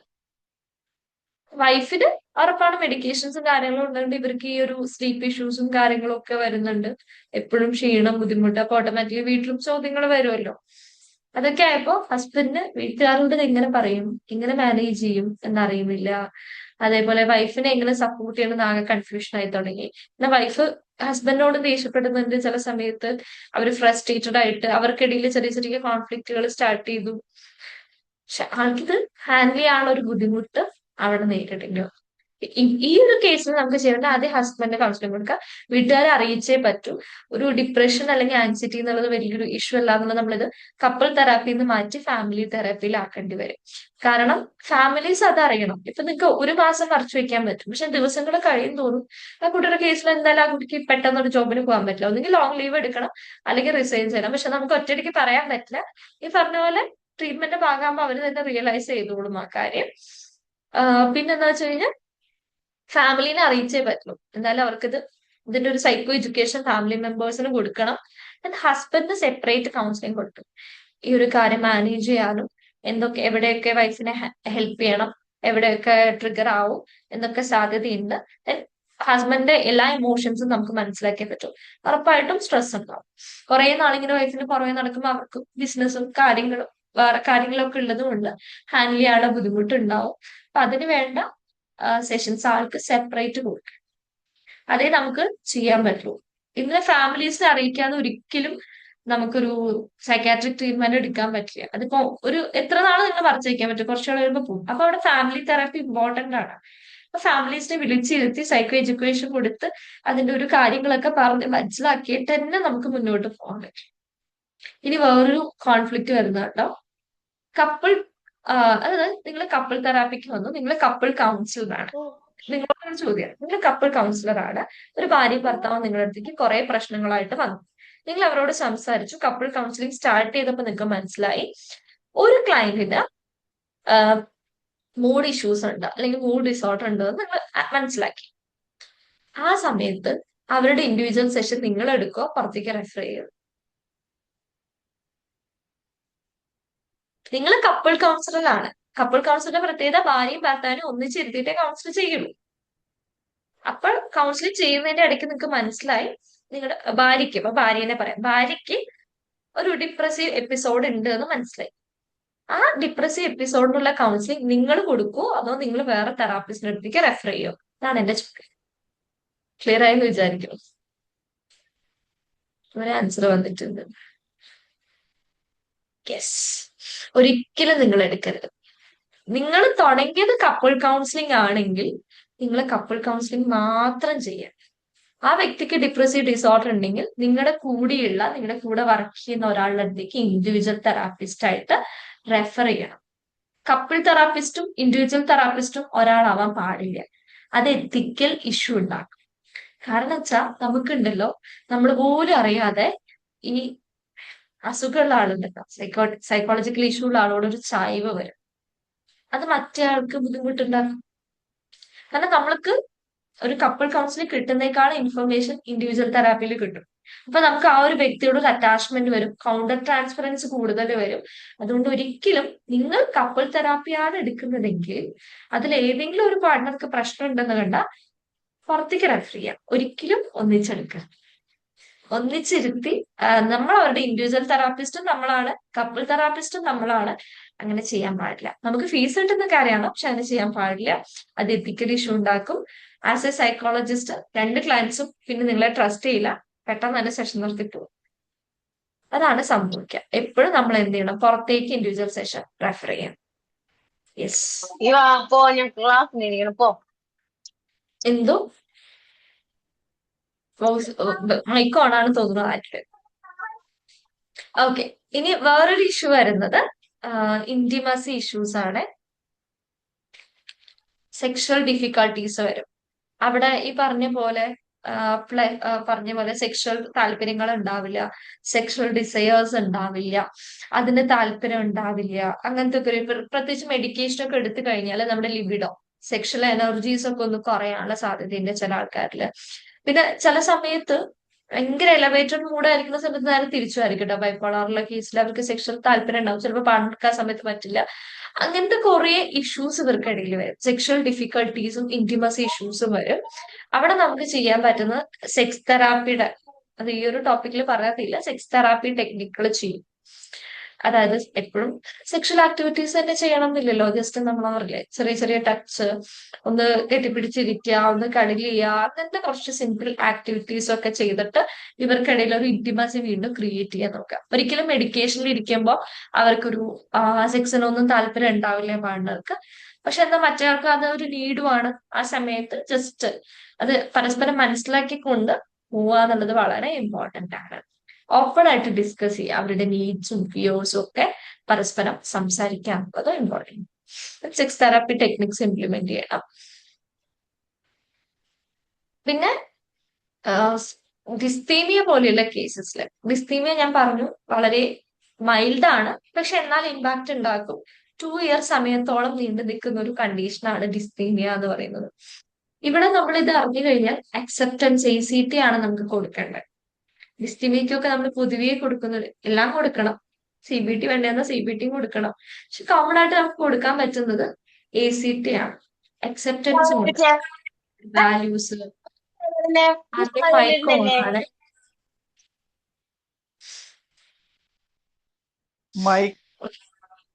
ഓഫ് ചെയ്തു.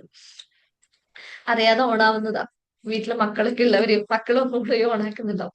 അക്സെപ്റ്റൻസ് ആൻഡ് കമ്മിറ്റ്മെന്റ് തെറാപ്പിയാണ്. അക്സെപ്റ്റൻസ് ചെയ്യാം. ഫീലിങ്സ്, ഇമോഷൻസ് എന്താണോ അത് ആദ്യം അക്സെപ്റ്റ് ചെയ്യാൻ പഠിക്കുക. ദെൻ എന്നിട്ട് കമ്മിറ്റ് ചെയ്യുക. വാല്യൂസിൽ എല്ലാ വ്യക്തിക്കും ലൈഫിൽ കുറെ വാല്യൂസ് ഉണ്ടാവും. ഹോണസ്റ്റി, അതേപോലെ എല്ലാ കാര്യങ്ങളും പ്രോപ്പറായിട്ട് ചെയ്യുക, ടൈം മാനേജ്മെന്റിന് പ്രാധാന്യം കൊടുക്കുക, റിലേഷൻഷിപ്പിന് പ്രാധാന്യം കൊടുക്കുക. അങ്ങനെ കുറെ വാല്യൂ സിസ്റ്റത്തിലാണ് നമ്മളൊക്കെ ജീവിക്കുന്നത്. അപ്പോ ഒരു വ്യക്തിക്ക് നമുക്കൊരു വാല്യൂ ക്ലാരിഫിക്കേഷൻ ഷീറ്റ് എന്ന് പറഞ്ഞിട്ടൊരു ഷീറ്റ് ഉണ്ട്. വാല്യൂ ക്ലാരിഫിക്കേഷൻ ഷീറ്റ് കൊടുക്കുക. അതിൽ കുറെ വാല്യൂസ് ഉണ്ടാവും. അപ്പൊ നമ്മുടെ ലൈഫിൽ നമ്മൾ ഏറ്റവും ഇമ്പോർട്ടന്റ് ആയിട്ട് കാണുന്ന വാല്യൂസ് എന്തൊക്കെയാണോ അത് സെലക്ട് ചെയ്യുക. എന്നിട്ട് അതിൽ പ്രവർത്തിക്കാം. മറ്റേതുണ്ട്, നമുക്ക് ഡിപ്രഷൻ ഉണ്ട്, ആൻസൈറ്റി ഉണ്ട്, അത് അതേപോലെ അക്സെപ്റ്റ് ചെയ്യാം. അത് നമുക്കിനി എന്താ പറയാ, അത് വന്നുപോയി, ഇനി അതിൽ നമുക്കൊന്നും ചെയ്യാനില്ല. ഇനി നമുക്ക് എന്ത് ചെയ്യാൻ പറ്റുന്നത്, നമ്മുടെ ലൈഫിൽ നമുക്ക് ഏറ്റവും ആവശ്യമായിട്ടുള്ള, നമ്മൾ ഇമ്പോർട്ടന്റ് ആയി കാണുന്ന കുറെ വാല്യൂ സിസ്റ്റംസ് ഉണ്ട്. അതിൽ വർക്ക് ചെയ്യുക, അതിൽ കമ്മിറ്റ്മെന്റ് എടുക്കുക. റിലേഷൻഷിപ്പ് ആണ് നമ്മുടെ പ്രയോറിറ്റി എങ്കിൽ ആ റിലേഷൻഷിപ്പിനെ സ്ട്രെങ്തൻ ചെയ്യാനുള്ള ആക്ടിവിറ്റീസ് ചെയ്യുക. വർക്കാണ് നമ്മുടെ പ്രയോറിറ്റി എങ്കിൽ ആ വർക്ക് ബെറ്റർ ആക്കാനുള്ള ആക്ടിവിറ്റീസിൽ കമ്മിറ്റ് ചെയ്യുക. ഇങ്ങനെ റിയാലിറ്റി അക്സെപ്റ്റ് ചെയ്യുകയും നമ്മൾ ചെയ്യേണ്ട റെസ്പോൺസിബിലിറ്റീസ് ഏറ്റെടുക്കുകയും ചെയ്യുന്ന രീതിയാണ് ACTയിൽ നമുക്ക് ചെയ്യിക്കുക. സ്ട്രെങ്ത് ബേസ്ഡ് തെറാപ്പിയാണ് ACT എന്ന് പറയുന്നത്. ഓരോരുത്തരും എന്തൊക്കെ കാര്യങ്ങളാണ് അവരുടെ സ്ട്രെങ്ത്, എങ്ങനെയൊക്കെയാണ് മുന്നേ കോൺഫ്ലിക്റ്റ് ഉണ്ടായ സമയത്ത് അവർ കോപ്പ് അപ്പ് ചെയ്തിട്ടുള്ളത്, ആ കാര്യങ്ങളൊക്കെ. മുന്നേ ചിലപ്പോൾ ഇതേ പ്രശ്നം ഉണ്ടായിട്ടുണ്ടാവും, അവർ വളരെ സിമ്പിൾ ആയിട്ട് അത് ഹാൻഡിൽ ചെയ്ത് പോയിട്ടുണ്ടാവും. അപ്പൊ ആ ഒരു സംഭവം തന്നെ ഇവിടെയും പ്രയോഗിച്ചൂടെ എന്നുള്ള കാര്യങ്ങളൊക്കെ നമുക്ക് കോൺവെർസേഷനിൽ കൊണ്ടുവരാൻ പറ്റും.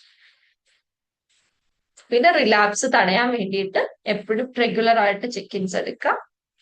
ഇപ്പൊ ഒരു വീക്ക്ലി എടുത്തുകൊണ്ടിരുന്നത് കുറച്ച് നാൾ കഴിയുമ്പോൾ മന്ത്ലി ആക്കാം, കുറച്ച് മന്ത് കഴിയുമ്പോൾ 3 മന്ത് ആക്കാം, പിന്നെ പതിയെ നമുക്ക് സ്റ്റോപ്പ് ചെയ്യാം.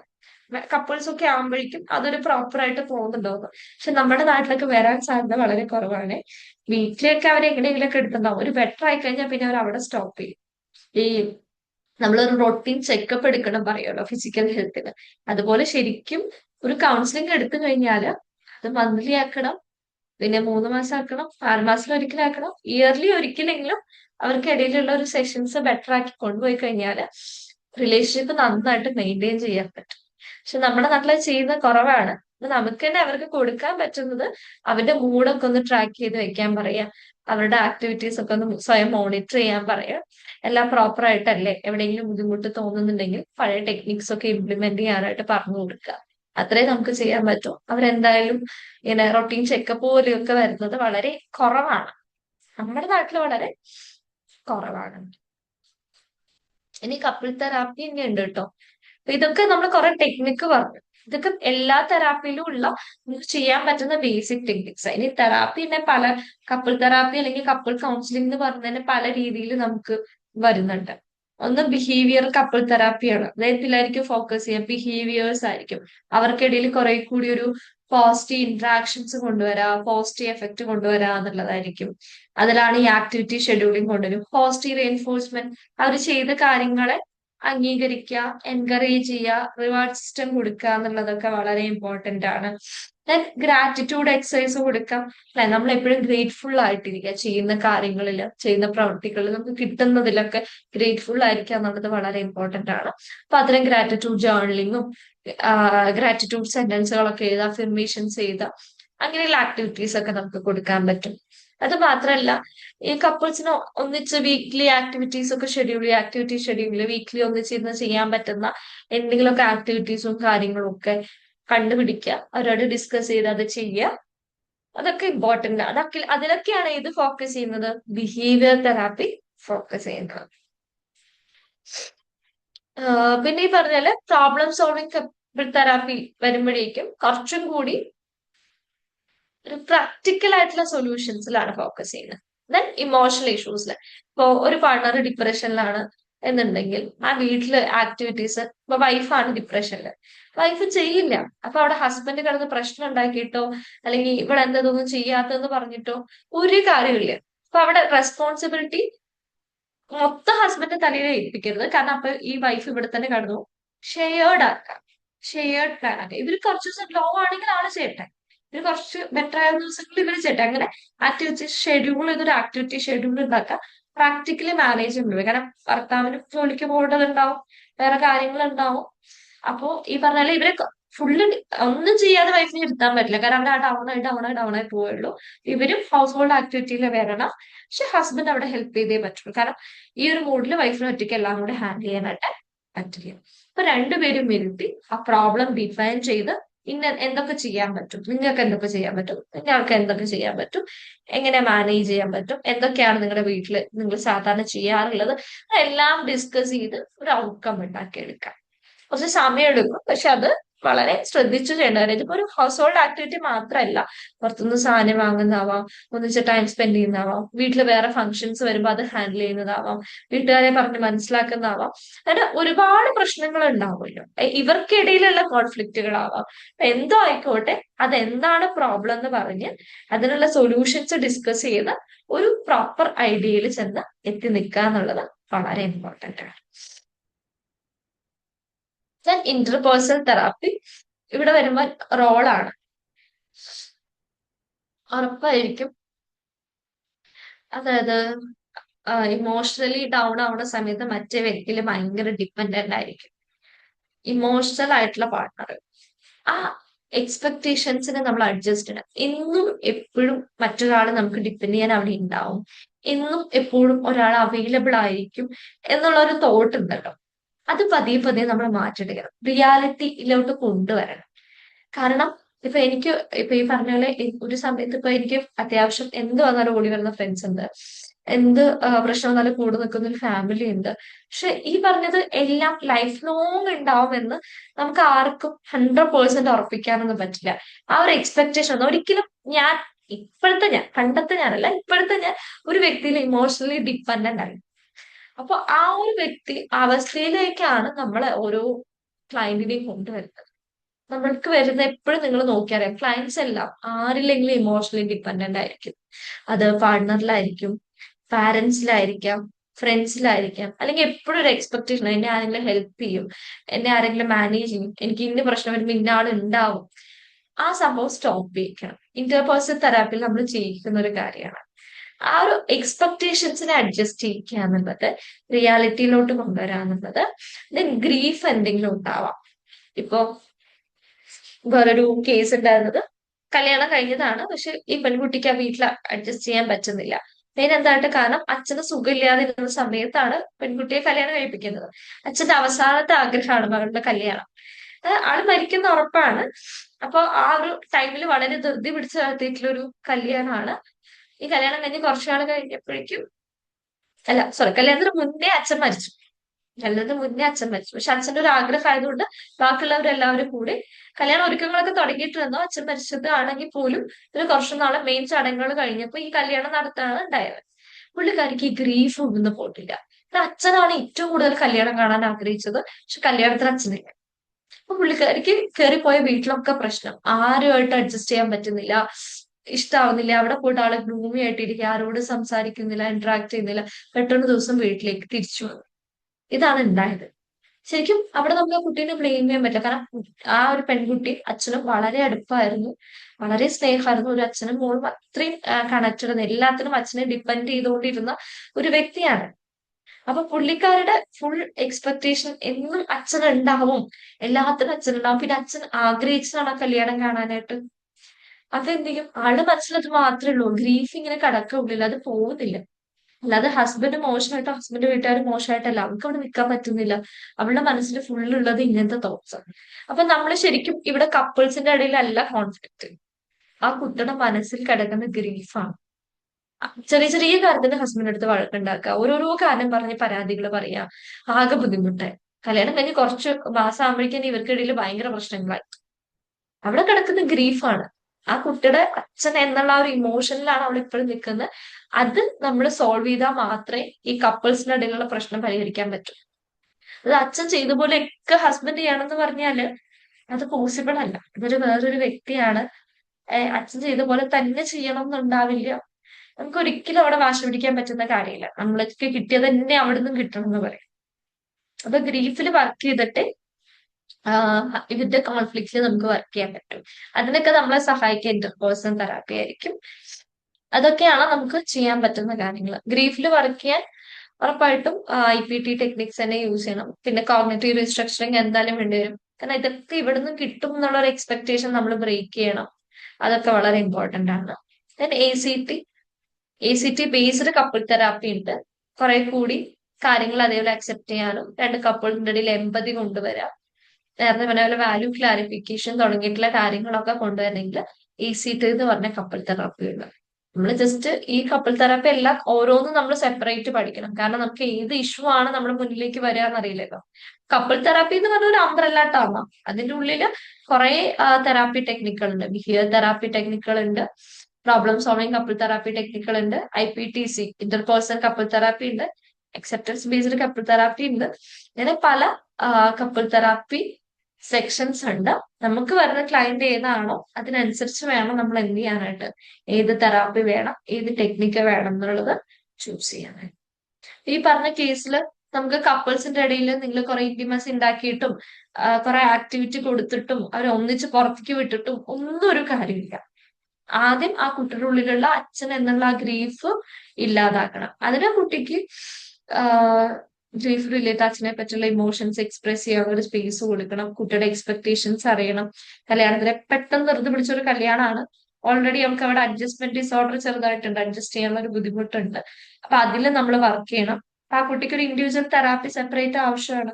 കുട്ടിക്ക് ഇൻഡിവിജ്വൽ തെറാപ്പി കൊടുക്കുക. ഇൻഡിവിജ്വൽ തെറാപ്പി കൊടുത്ത് അവളുടെ ഇമോഷൻസ് ഒന്ന് കാമായ ശേഷം മാത്രം കപ്പിൾസിന്റെ ഇടയിലേക്ക് ഇരുന്ന് അവർക്കിടയിൽ സംസാരിച്ചു അത് ക്ലിയർ ചെയ്യാം.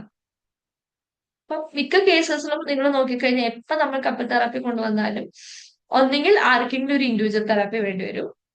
പിന്നെ ചില കേസസിൽ ഭാര്യയും ഭർത്താവും തമ്മിൽ പ്രശ്നം ഉണ്ടാവില്ല, ഫാമിലി മെമ്പേഴ്സ് ആയിരിക്കും പ്രശ്നം. അപ്പൊ അത് ഫാമിലി തെറാപ്പി ആയിട്ട് കൺവേർട്ട് ചെയ്യുന്നു വരും. എന്നാലും കപ്പിൾ തെറാപ്പി കൊടുക്കുന്നതിന്റെ ഒപ്പം നമുക്ക് അപ്പുറത്തൊരു ഫാമിലി തെറാപ്പി കൊടുക്കേണ്ടി വരും, അല്ലെങ്കിൽ ഇൻഡിവിജ്വൽ തെറാപ്പി കൊടുക്കേണ്ടി വരും. ഇത് ഈ കപ്പിൾ തെറാപ്പിയുടെ കൂടെ കോംബോ പോലെ വരുന്നതാണ്. അല്ലെങ്കിൽ ഫാമിലി ഇഷ്യൂസ് വരും, അല്ലെങ്കിൽ ഈ പറഞ്ഞ ഇൻഡിവിജ്വൽ തെറാപ്പി വരും. അപ്പൊ അത് നമ്മൾ ശ്രദ്ധിക്കണം. അതെല്ലാം നമ്മൾ തന്നെ ഏറ്റെടുത്ത് വെക്കരുത്. നമ്മള് കപ്പിൾ തെറാപ്പിസ്റ്റ് ആയിട്ടിരിക്കുമ്പോൾ നമ്മൾ കപ്പിൾ തെറാപ്പിസ്റ്റ് മാത്രം, ഫാമിലി തെറാപ്പിക്ക് വേറെ ആളെ റെഫർ ചെയ്യാം, ഇൻഡിവിജ്വൽ തെറാപ്പിക്ക് വേറെ ആളെ റെഫർ ചെയ്യാം. അല്ല നമ്മുടെ അടുത്തേക്ക് ഫാമിലി ആയിട്ടാണ് വന്ന് ഇവർക്കൊരു കപ്പിൾ കൗൺസിലിംഗ് ആവശ്യമുണ്ടെന്ന് തോന്നുകയാണെങ്കിൽ നമ്മൾ ഫാമിലി തെറാപ്പി എടുത്തിട്ട് കപ്പിൾ കൗൺസിലിംഗിന് വേറെ. എല്ലാം ഡിഫറെന്റ് ആണ്. എല്ലാ റോളും കൂടി നമ്മൾ എടുക്കരുത്. അതാണ് മെയിൻറ്റെയിൻ ന്യൂട്രാലിറ്റി എന്നുള്ളത്. ന്യൂട്രാലിറ്റി മെയിൻറ്റെയിൻ ചെയ്യുക. രണ്ട് പാർട്ട്നേഴ്സിന്റെ ഇമോഷണൽ നീഡ്സ് സാറ്റിസ്ഫൈ ചെയ്യണം. ഇപ്പൊ മൂഡ് ഡിസോർഡേഴ്സ് അല്ല, അപ്പുറത്തിരിക്കുന്ന ഒരു വ്യക്തിക്ക് പേഴ്സണാലിറ്റി ഡിസോർഡർ ഉള്ള ഒരു വ്യക്തിയാണ്, നാർസിസ്റ്റ് ആണെങ്കിലും അയാളുടെ ഇമോഷണൽ നീഡ്സും നമ്മൾ മനസ്സിലാക്കിയേ പറ്റുള്ളൂ. ഇയാൾ നാർസിസ്റ്റ് അല്ലേ, ഇയാളുടെ നീഡ്സ് ഒന്നും ഞാൻ കേൾക്കില്ല, ഈ പാർട്ട്ണറിന്റെ മാത്രമേ കേൾക്കുള്ളൂ. അത് ആസ് എ സൈക്കോളജിസ്റ്റ് നമുക്ക് ചെയ്യാൻ പറ്റില്ല. കാരണം അവരൊരു ഇമോഷണലി ഡൗൺ ആയിട്ടുള്ള ഒരാളാണ്. നാർസിസ്റ്റ് എന്ന് പറയുമ്പോൾ നമ്മുടെ കണ്ണിൽ ഒരു പേഷ്യന്റ് ആണല്ലേ, ഒരു ക്ലൈന്റ് ആണ്. അപ്പൊ അയാള് നാർസിസ്റ്റ് ആയതുകൊണ്ട് അല്ലെങ്കിൽ ഇയാൾക്ക് ഇങ്ങനെ ആയതുകൊണ്ട് നമുക്ക് അവരെ മാറ്റി നിർത്താനോ അവരുടെ ഇമോഷണൽ നീഡ്സ് വാലിഡേറ്റ് ചെയ്യാതിരിക്കാനോ പറ്റില്ല. രണ്ടും നമ്മൾ കേൾക്കണം. നമുക്ക് ഫ്രസ്ട്രേഷൻ വരും, പ്രത്യേകിച്ചും ഈ അബ്യൂസ് കേസസ് വരുമ്പോ അല്ലെങ്കിൽ ഡൊമസ്റ്റിക് വയലൻസ് ഒക്കെ വരുന്ന സമയത്ത് നമുക്ക് നമ്മുടെ ന്യൂട്രാലിറ്റി ഒക്കെ പോവും, സ്വാഭാവികമാണ്. പക്ഷെ നമ്മൾ മെയിൻറ്റെയിൻ ചെയ്തുകൊണ്ട് എന്തുകൊണ്ട് അവർ അവിടെ ചെന്ന് എത്തി എന്നുള്ളത് അനലൈസ് ചെയ്യാൻ ശ്രമിക്കുക. ലീഗലായിട്ട് പോകേണ്ട കാര്യങ്ങളിൽ ലീഗൽ സൈഡിലോട്ട് അവരെ പറഞ്ഞു വിടുക. പക്ഷെ നമ്മൾ ആ സംസാരിക്കുന്ന സമയത്ത് ഒരിക്കലും എന്ത് ചെയ്ത് ഒരാളെ മുഴുവനായിട്ട് ബ്ലെയിം ചെയ്തിട്ട് മറ്റേ ആളെ നിൽക്കരുത്. ഒരു ന്യൂട്രൽ ആയിട്ട് നിൽക്കുക. രണ്ടുപേരുടെ സൈഡിൽ ശരിയും തെറ്റും എല്ലാം ഒരേപോലെ കൊണ്ടുപോകും. ഓക്കെ, ഞാൻ ടീം വർക്ക് ആയിരിക്കണം. അത് ഒറ്റയ്ക്ക് ഒരിക്കലും മാറാൻ പറ്റില്ല. ഒരു ടീം വർക്ക് കൊണ്ടുവരാന്നുള്ളത് ഇമ്പോർട്ടന്റ്. ആസ് എ മൂഡ് ഡിസോർഡറിൽ പ്രത്യേകിച്ചും ഉറപ്പായിട്ടും ഒരു കൊടിക്ക് കൂടുതൽ നോർമൽ ആയിട്ടുള്ള പാർട്ട്ണർ തന്നെ ആയിരിക്കണം എഫേർട്ട് എടുക്കേണ്ടി വരിക. കാരണം മറ്റേയാളെ ഹാൻഡിൽ ചെയ്യാന്നുള്ള ഒരു പ്രശ്നം കൂടെ ആൾക്കുണ്ട്. അത് ഒരു ടീം വർക്ക് പോലെ നമ്മളും ക്ലയന്റിന്റെ പാർട്ട്ണറും ഒന്നിച്ചിരുന്ന് മുന്നോട്ട് കൊണ്ടുപോകാന്നുള്ളത് ഇമ്പോർട്ടന്റ് ആണ്. അപ്പൊ ഇത്രയൊക്കെയാണ് എനിക്ക് ഇവിടെ പറയാനുള്ള കാര്യം. ഫാമിലി തെറാപ്പി എന്ന് പറയുമ്പോൾ കപ്പിൾ തെറാപ്പി എന്ന് പറയുമ്പോൾ കപ്പിൾസിനെ ഒരുമിച്ചിരുത്തിയാണ് നമ്മൾ കൗൺസിലിംഗ് നടത്തുന്നത് പറഞ്ഞു. അപ്പൊ അതില് കുട്ടിക്ക് ഗ്രീഫ് ഉണ്ടെന്ന് നമ്മൾ മനസ്സിലാവുമ്പോൾ ഗ്രീഫ് തെറാപ്പിക്ക് വേണ്ടി മറ്റൊരാൾക്ക് റെഫർ ചെയ്യേണ്ട ആവശ്യം വരുമോ? നമ്മൾ ഇവരോട് പറയണം, നിങ്ങളെ വൈഫിന് ഗ്രീഫ് ഇഷ്യൂസ് ഉണ്ടെന്നുള്ളത് നമ്മൾ അവിടെ ഡിസ്കസ് ചെയ്യും. വൈഫിനും ഹസ്ബൻഡ് ഇരുത്തിക്കൊണ്ട് തന്നെ പറയാം, ഇയാളുടെ മനസ്സിൽ അച്ഛനോടുള്ള ഇമോഷൻസ് ഉണ്ട്, ആ ഒരു വിഷമം അവിടെ കിടക്കുന്നുണ്ട്. ആദ്യം അത് നമ്മൾ മാറ്റിയെടുത്താൽ മാത്രമേ നിങ്ങൾക്കിടയിലുള്ള ഇഷ്യൂസ് സോൾവ് ചെയ്യാൻ പറ്റുള്ളൂ എന്നുള്ളത്. നിങ്ങൾക്കിടയിലെ പ്രശ്നങ്ങളുണ്ട്, അത് നമുക്ക് വരണം. അതിന്റെ ഒപ്പം തന്നെ ഇയാൾക്കൊരു പേഴ്സണൽ കൗൺസിലിംഗിനും കൂടി ആവശ്യമുണ്ട്, അച്ഛൻ എന്നുള്ള ഒരു ഇമോഷനെ പുറത്തെടുക്കുന്ന കാര്യം. അതുകൊണ്ടാണ് ഇവിടെ പ്രശ്നം ഉണ്ടാവേണ്ടതെന്ന് നമ്മൾ പറയണ്ട. പക്ഷെ ഇയാൾക്കൊരു കൗൺസിലിംഗിന്റെ കൂടെ ആവശ്യമുണ്ട്. ഇയാൾക്ക് എന്താവശ്യമാണ്? ഇവിടെ ഒരു അച്ഛന്റെ ആ ഒരു ഗ്രീഫ് സങ്കടം മനസ്സിൽ നിന്ന് പോകാൻ സെഷൻ ആവശ്യമാണ്. അതിനുശേഷം അതിന്റെ ഒപ്പം തന്നെ നമ്മൾ ഇപ്പുറത്ത് കപ്പിൾ കൗൺസിലിംഗ് നടക്കുന്നുണ്ടാവും. മറ്റേതും എടുക്കേണ്ടത് ഇമ്പോർട്ടന്റ് ആണെന്നുള്ളത് പറഞ്ഞ് മനസ്സിലാക്കിയിട്ട് അവരെ ഗ്രീഫ് കൗൺസിലിംഗിന് വിടാം. പക്ഷെ കപ്പിൾ തെറാപ്പി എടുക്കുമ്പോൾ രണ്ടുപേരും ഒന്നിച്ചിരുത്തി തന്നെ എടുക്കണം, സെപ്പറേറ്റ് എടുക്കരുത്. അത് ഹസ്ബൻഡ് മനസ്സിലാവണം. ഈ കുട്ടിക്ക് ഗ്രീഫ് തെറാപ്പി എടുക്കണം എന്നുള്ള വിഷയം രണ്ടുപേരെയും കൂടെ ഇരുത്തി നമുക്ക് പറയാൻ കഴിയുമല്ലോ? പറയാൻ പറ്റും, പ്രശ്നമൊന്നുമില്ല. ഓക്കെ, രണ്ടുപേരെ ഇരുത്തി പറയാം. സെപ്പറേറ്റ് പറയേണ്ട ആവശ്യമൊന്നും, രണ്ടുപേരും ഇരുത്തി തന്നെയാണ് പറയണത്. കാരണം ഹസ്ബൻഡ് മനസ്സിലാക്കണ്ടേ. ഇപ്പൊ അവള് എന്തെങ്കിലും ഒന്ന് ഇമോഷണൽ ആകുമ്പോ ഹസ്ബൻഡ് ദേഷ്യപ്പെടുന്നുണ്ടാവും. ആ ഇമോഷണൽ ആവുന്നത് എന്തുകൊണ്ടാണ്? അവൾക്ക് ആ ഒരു വിഷമം ഉള്ളിൽ കിടക്കുന്നുണ്ട്, അത് തീർന്നിട്ടില്ല. അത് ഹസ്ബൻഡ് റിയലൈസ് ചെയ്യേണ്ട കാര്യമാണ്. അപ്പൊ അത് മനസ്സിലാക്കിയാലേ ഹസ്ബൻഡ് അവിടെ ഇമോഷൻ കൺട്രോൾ ചെയ്യും. അതുകൊണ്ട് രണ്ടുപേരും ഇരുത്തി തന്നെ പറയാം.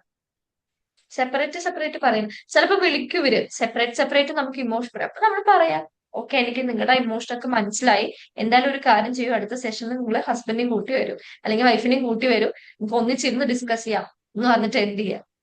കാരണം ഓരോരുത്തരും സെപ്പറേറ്റ് വിളിക്കും, അത് വിളിക്കും അല്ലെങ്കിൽ മെസ്സേജ് ഇടും, അതൊക്കെ ഉറപ്പാണ്. പക്ഷെ നമ്മൾ കേൾക്കുക, എന്നിട്ട് പറയാ ഓക്കെ അങ്ങനെയൊക്കെ ശരി, പക്ഷെ എനിക്ക് അവര് പറഞ്ഞിങ്ങനെ കാട് കയറി പോകുമ്പോ പറയാം, ഓക്കെ ഇന്ന് ഇമോഷൻ മനസ്സിലായി, ഒന്നെങ്കിൽ സെഷൻ ഉണ്ടെന്നോ ഇതിലും പറയാം, എന്റെ ഇമോഷനൊക്കെ എനിക്ക് മനസ്സിലായി. കുറ്റം പറയാനാണ് ഇവര് വിളിക്കുന്നത്. ആ ഇരിക്കുന്ന സമയത്ത് ഇവരൊന്നും പറയില്ല, എന്നിട്ട് ഇവര് വിളിച്ചിട്ട് അപ്പുറം കുറ്റം പറയാണ്. നമുക്കത് കേൾക്കേണ്ട ആവശ്യമില്ല. നമ്മളവരോട് പറയാം, ഓക്കെ നിങ്ങൾക്ക് മനസ്സിലായി, അതൊക്കെ നമുക്ക് ഡിസ്കസ് ചെയ്യാം, അടുത്ത സെഷൻ വരുന്നുണ്ട്, നിങ്ങളൊക്കെ നോട്ട് ചെയ്ത് വെച്ചോളൂ, ഒന്നിച്ചിരുന്നിട്ട് റൂഡായിട്ട് ഒരിക്കലും പറയരുതേ. അവർക്ക് ഫീൽ ചെയ്യാൻ പാടില്ല നമ്മൾ ഇരിക്കാം, ഇരുന്ന് സംസാരിക്കാം കേട്ടോ, അവർക്ക് മാനേജ് ചെയ്യാൻ പ്രശ്നമൊന്നുമില്ല, അടുത്ത സെഷനിൽ വരും, നമുക്ക് എന്തായാലും ഡിസ്കസ് ചെയ്യാം. ഹസ്ബൻഡിനെ ഇരുത്തി തന്നെ നമുക്ക് ചോദിച്ചിട്ട് കാര്യങ്ങൾക്ക് ഒരു ക്ലാരിറ്റി വരുത്താം, അല്ലെങ്കിൽ വൈഫിനെ ഇരുത്തി തന്നെ നമുക്ക് ചോദിച്ചിട്ട് കാര്യങ്ങൾ ഒരു ക്ലാരിറ്റി വരുത്താന്ന് പറഞ്ഞാൽ അവർക്ക് സമാധാനം.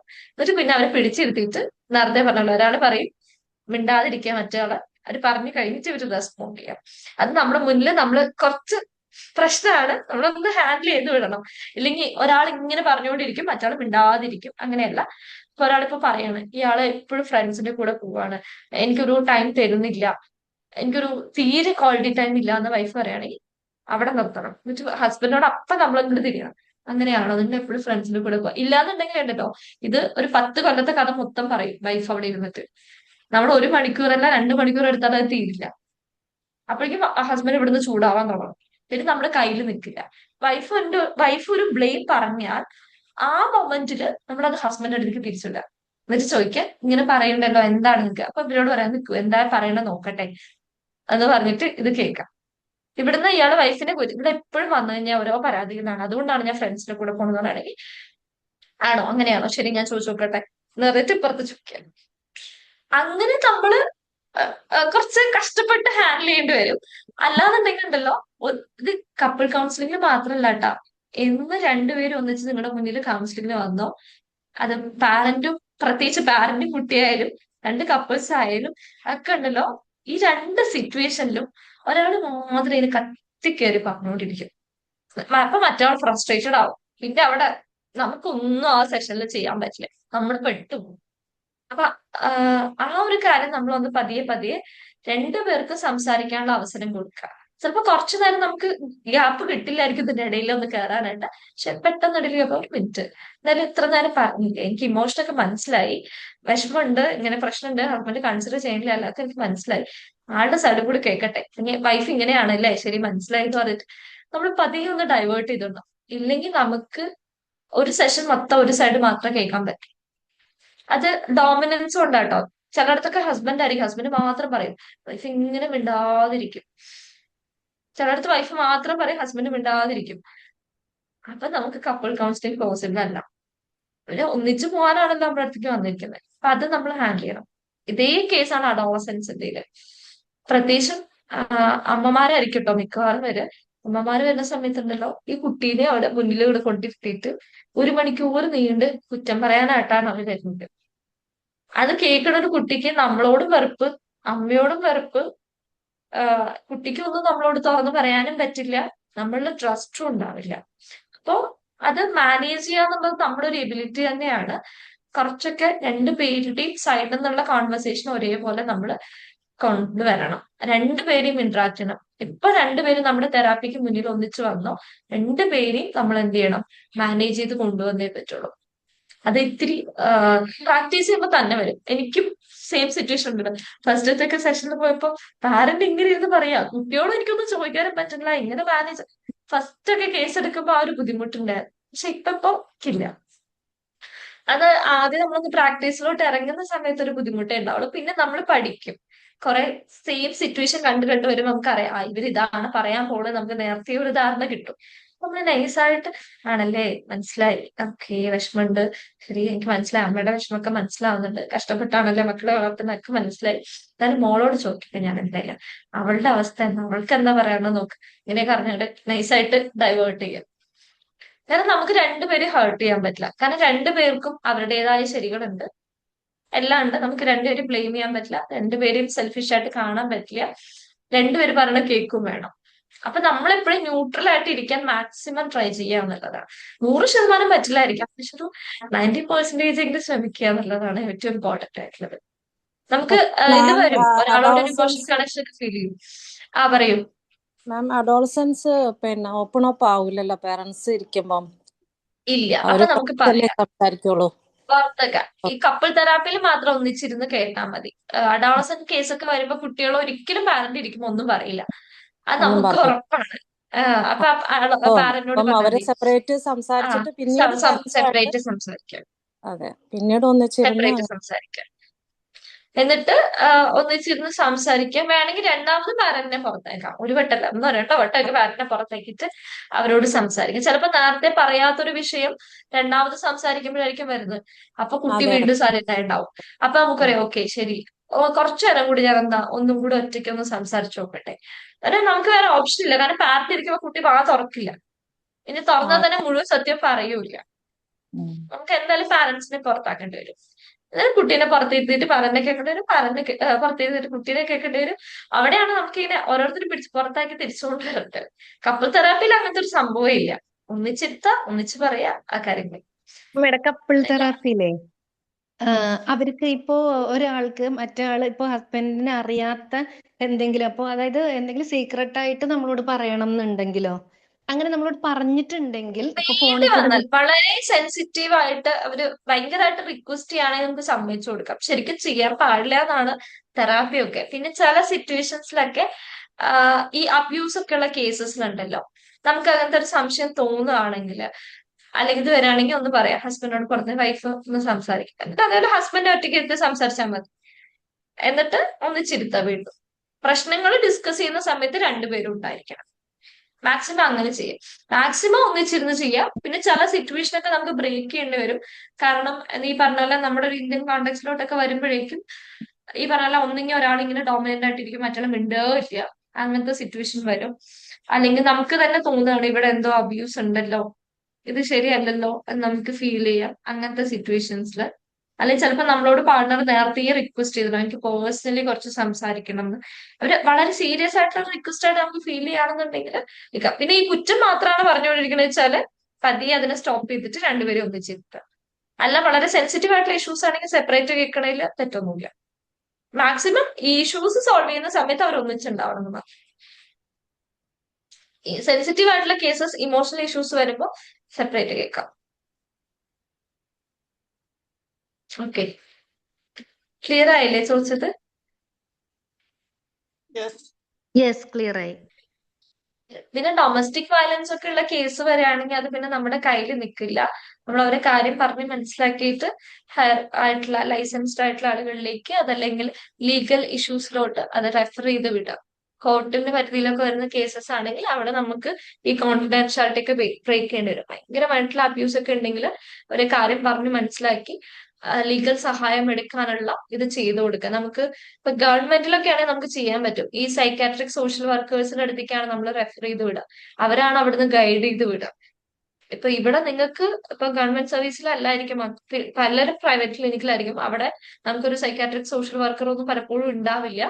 അപ്പൊ നമ്മൾ ചെയ്യേണ്ട കാര്യം എന്ന് വെച്ചാൽ നമ്മുടെ ഒരു കമ്മ്യൂണിറ്റിയിൽ അന്വേഷിക്കുക, അങ്ങനെയുള്ള ആരുടെ അടുത്തെങ്കിലും ഇവരെ റെഫർ ചെയ്ത് വിട്ടിട്ട് എന്തൊക്കെ ലീഗൽ സഹായം ഇവർക്ക് ചെയ്തു കൊടുക്കാൻ പറ്റും എന്നുള്ളത് അങ്ങനെ റെഫർ ചെയ്ത് വിടുക എന്നുള്ളതാണ് നമുക്ക് ചെയ്യാൻ പറ്റുന്ന കേസ്. അവിടെ നമുക്ക് ശരിക്കും റോളില്ല. ഭയങ്കരമായിട്ടുള്ള ഡൊമസ്റ്റിക് വയലൻസ് ആണെങ്കിൽ കൗൺസിലിംഗിലൊന്നും മാറില്ല. അപ്പൊ അവിടെ ലീഗൽ സഹായം തന്നെയാണ് വേണ്ടത്. അങ്ങനത്തെ കേസിൽ അവര് മിക്കവാറും സ്ത്രീകളായിരിക്കും നേരിടുന്നത്. സ്ത്രീകളെ കാര്യം പറഞ്ഞ് മനസ്സിലാക്കിയിട്ട് നമ്പർ കൊടുത്തിട്ട് അങ്ങോട്ട് നമ്മൾ റെഫർ ചെയ്ത് വിടുക, അതേ നമുക്ക് പോസിബിൾ ആയിട്ടുള്ളൂ. പിന്നെ ചിലവര് വില്ലിംഗ് ഒന്നും ആയിരിക്കില്ല, അവിടെ നമ്മൾ ഹെൽപ്ലെസ് ആണ്. അവര് പിന്നെ സെഷൻ നിർത്തിയിട്ട് വരികയില്ല ചില കേസസിൽ. അത് നമുക്കൊന്നും ചെയ്യാൻ പറ്റാത്ത കേസസ് ഒക്കെയാണ്. പക്ഷെ പരമാവധി നമ്മൾ അവരെ കൺവിൻസ് ചെയ്യാൻ നോക്കുക, കാര്യം പറഞ്ഞ് മനസ്സിലാക്കി ലീഗൽ ഹെൽപ്പിലോട്ട് റെഫർ ചെയ്ത് വിടാറുണ്ട്. മാം ഇപ്പോൾ പിന്നെ പറഞ്ഞല്ലോ ഉം, നമ്മളിപ്പോൾ കപ്പിൾ തെറാപ്പി ചെയ്യുമ്പോൾ ഫാമിലി തെറാപ്പിയും മറ്റേ ഇൻഡിവിജ്വലും കൊടുക്കരുതെന്ന്. അപ്പൊ അതുപോലെ തന്നെ ഇപ്പോൾ ഒരു ഫാമിലി ഒരു ക്ലയന്റ് ആയിട്ട് വന്നു. അപ്പൊ ക്ലയന്റിന് ഇഷ്യൂ ഉണ്ട്. അപ്പൊ ക്ലയന്റിനോട് സംസാരിച്ചപ്പോൾ അറിഞ്ഞത് ക്ലയന്റ് കുട്ടിയാണ്. അപ്പൊ ക്ലയന്റിനോട് സംസാരിച്ചപ്പോൾ പറഞ്ഞത് ഫാമിലി, നമുക്ക് മനസ്സിലായത് ഫാമിലിയിൽ മൊത്തം ഇഷ്യൂ ഉണ്ട്. അപ്പൊ ഫാമിലിക്ക് ഒരു തെറാപ്പി കൊടുക്കേണ്ടി വരുന്നു. അപ്പൊ ആ കേസിൽ നമുക്കത് കൊടുക്കാമോ മൊത്തം? ഇപ്പൊ അതായത് കുട്ടിയോട് സംസാരിച്ചപ്പോൾ മനസ്സിലായി ഫാമിലി, അതായത് കുട്ടീനെ മാത്രം കൗൺസിൽ ചെയ്തിട്ട് കാര്യമില്ല, ഫാമിലിക്കും അതിന്റെ ഒരു ഐഡിയ വേണം എന്നുള്ളതല്ലേ? അത് തന്നെ. അപ്പൊ ഇപ്പൊ കുട്ടിയുടെ കൂടെ ഒന്നെങ്കിൽ പാരന്റ് ഉണ്ടാവും, അല്ലെങ്കിൽ ആരെങ്കിലും ഒരു ഗാർഡിയൻ എന്തായാലും ഉണ്ടാവുമല്ലോ. അപ്പൊ അവരെ ആ കാര്യത്തിനെ പറ്റി സംസാരിക്കാം. അപ്പം ഫാമിലിയിലെ മറ്റു മെമ്പേഴ്സ് ആണ് കുട്ടിക്ക് സ്ട്രെസ് ഉണ്ടാക്കുന്നതെങ്കിൽ ആ കാര്യം സംസാരിച്ച് അവരെ കൊണ്ടുവരാൻ മാക്സിമം ട്രൈ ചെയ്യിക്കാം. അത് നമുക്ക് പിന്നെ അവിടെ ഈ പറഞ്ഞ പോലെ ചെയ്യാവുന്നതാണോ? വരുമോ എന്നുള്ളത് നമുക്കറിയില്ല. എന്താ അല്ല അത് മനസ്സിലായില്ല, അത് ലാസ്റ്റ് പറഞ്ഞത്. അല്ല, ഇപ്പൊ നമ്മള് ഫാമിലിയിലെ വേറൊരു മെമ്പർ ആണ് കുട്ടിക്ക് പ്രശ്നമെങ്കിൽ അവരെ കൂട്ടിയിട്ട് വരാൻ പറയുന്ന സമയത്ത് അവര് വരണമെന്ന് നിർബന്ധമൊന്നുമില്ല. ഓക്കെ. പ്രശ്നം ഉണ്ടാക്കുന്ന ആൾ. അല്ല ഇത് അൺഎത്തിക്കലല്ലോ, നമുക്ക് തന്നെ ചെയ്യാവുന്നല്ലേ ഉള്ളൂ. നമുക്ക് ചെയ്യാം. അങ്ങനത്തെ കേസസിലൊക്കെ നമുക്ക് ചെയ്യാം. Okay, thank you. അതായത് അവര് കപ്പിൾ കൗൺസിലിംഗിന് വന്നു, കപ്പിൾ കൗൺസിലിംഗ് ചെയ്തുകൊണ്ടിരിക്കുമ്പോ ആ പാർട്ണറിൽ ഒരാൾക്ക് മൂഡ് ഇഷ്യൂസ് ഉണ്ട് അല്ലെങ്കിൽ പ്രത്യേക കൗൺസിലിംഗ് വേണമെങ്കിൽ അത് ഇൻഡിവിജ്വൽ തെറാപ്പിക്ക് റെഫർ ചെയ്യാം. അങ്ങനത്തെ കേസസ്. പക്ഷെ ഫാമിലിയിൽ ഒരാളാണ് അവർക്ക് ഇഷ്യൂസ് ഉണ്ടാക്കണമെന്നുണ്ടെങ്കിൽ അവരെ വ്യക്തിയിട്ട് ഒന്നിച്ചിരുന്ന് തന്നെയാണ് ഡിസ്കസ് ചെയ്യേണ്ടത്. അതിന് ഇഷ്യൂ ഇല്ല. ഇപ്പൊ ഒരു ഹസ്ബൻഡും വൈഫും വന്നു, അവിടെ മദർ ഇൻ ലോ ആണ് പ്രശ്നം എന്ന് വിചാരിക്കും. അപ്പൊ നമുക്ക് തന്നെ ഹാൻഡിൽ ചെയ്യാം, കാരണം നമ്മുടെ റോളാണല്ലോ. കപ്പിൾസിനിടയിൽ കോൺഫ്ലിക്റ്റ് ഇല്ല, കോൺഫ്ലിക്റ്റ് മദർ ഇൻ ലോ ആണ് ഉണ്ടാക്കുന്നത്. അപ്പൊ മദർ ഇൻ ലോയെ പിടിച്ചിരുത്തി ആ കാര്യങ്ങൾ പറഞ്ഞ് മനസ്സിലാക്കി അത് ഫാമിലി തെറാപ്പിയിലേക്ക് പോകും. പക്ഷെ അത് നമുക്ക് ഹാൻഡിൽ ചെയ്യാം, അതിന് ഇഷ്യൂ ഇല്ല. ഈ ഇൻഡിവിജ്വൽ തെറാപ്പി വരുന്ന കേസ് നമ്മൾ റെഫർ ചെയ്തത്.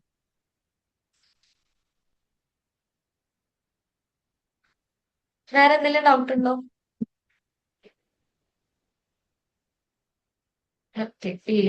ഇല്ലാന്ന് വിചാരിക്കുന്നു. പിന്നെ എന്തെങ്കിലുമൊക്കെ ഉണ്ടെങ്കിൽ ഞാൻ കമ്മ്യൂണിറ്റിയിലുണ്ട്. ദെൻ അല്ലാതെ പലരും വിമ്പിളിന്റെ ഭാഗമായിട്ടുണ്ട്, കോഴ്സസിലൊക്കെ ഉണ്ട്. അപ്പൊ കോണ്ടാക്ട് ചെയ്യാം, ഡൗട്ട്സ് ക്ലിയർ ചെയ്യാനൊന്നും പ്രശ്നമില്ല. നമ്മുടെ കപ്പിൾ തെറാപ്പിയുടെ പുതിയ ബാച്ച് വരുന്നുണ്ട് കേട്ടോ. അപ്പൊ താല്പര്യമുള്ളവർക്ക് ജോയിൻ ചെയ്യാം. ഓക്കെ. പിന്നെ നമ്മള് കുറെ പേര് ഇവിടുന്ന് റിക്വസ്റ്റ് ചെയ്തൊരു കാര്യമാണ് ഓഫ്ലൈൻ വർക്ക്ഷോപ്പ് വെക്കാനായിട്ട്. ഈ മന്ത് കുറെ ഹെൽത്ത് ഇഷ്യൂസ് ഇതൊക്കെ വന്നുകൊണ്ടാണ് നമുക്കത് ജനുവരിയിലോട്ട് ഷിഫ്റ്റ് ചെയ്തിട്ടുണ്ട്. അപ്പോ കപ്പിൾ തെറാപ്പിയുടെയും മൈൻഡ്ഫുൾനെസ്സിനെയൊക്കെ ഓഫ്ലൈൻ വർക്ക്ഷോപ്സ് ന്യൂ ഇയർ തൊട്ട് നമ്മൾ പുതിയതായിട്ട് സ്റ്റാർട്ട് ചെയ്യുന്നതായിരിക്കും. ഓക്കെ.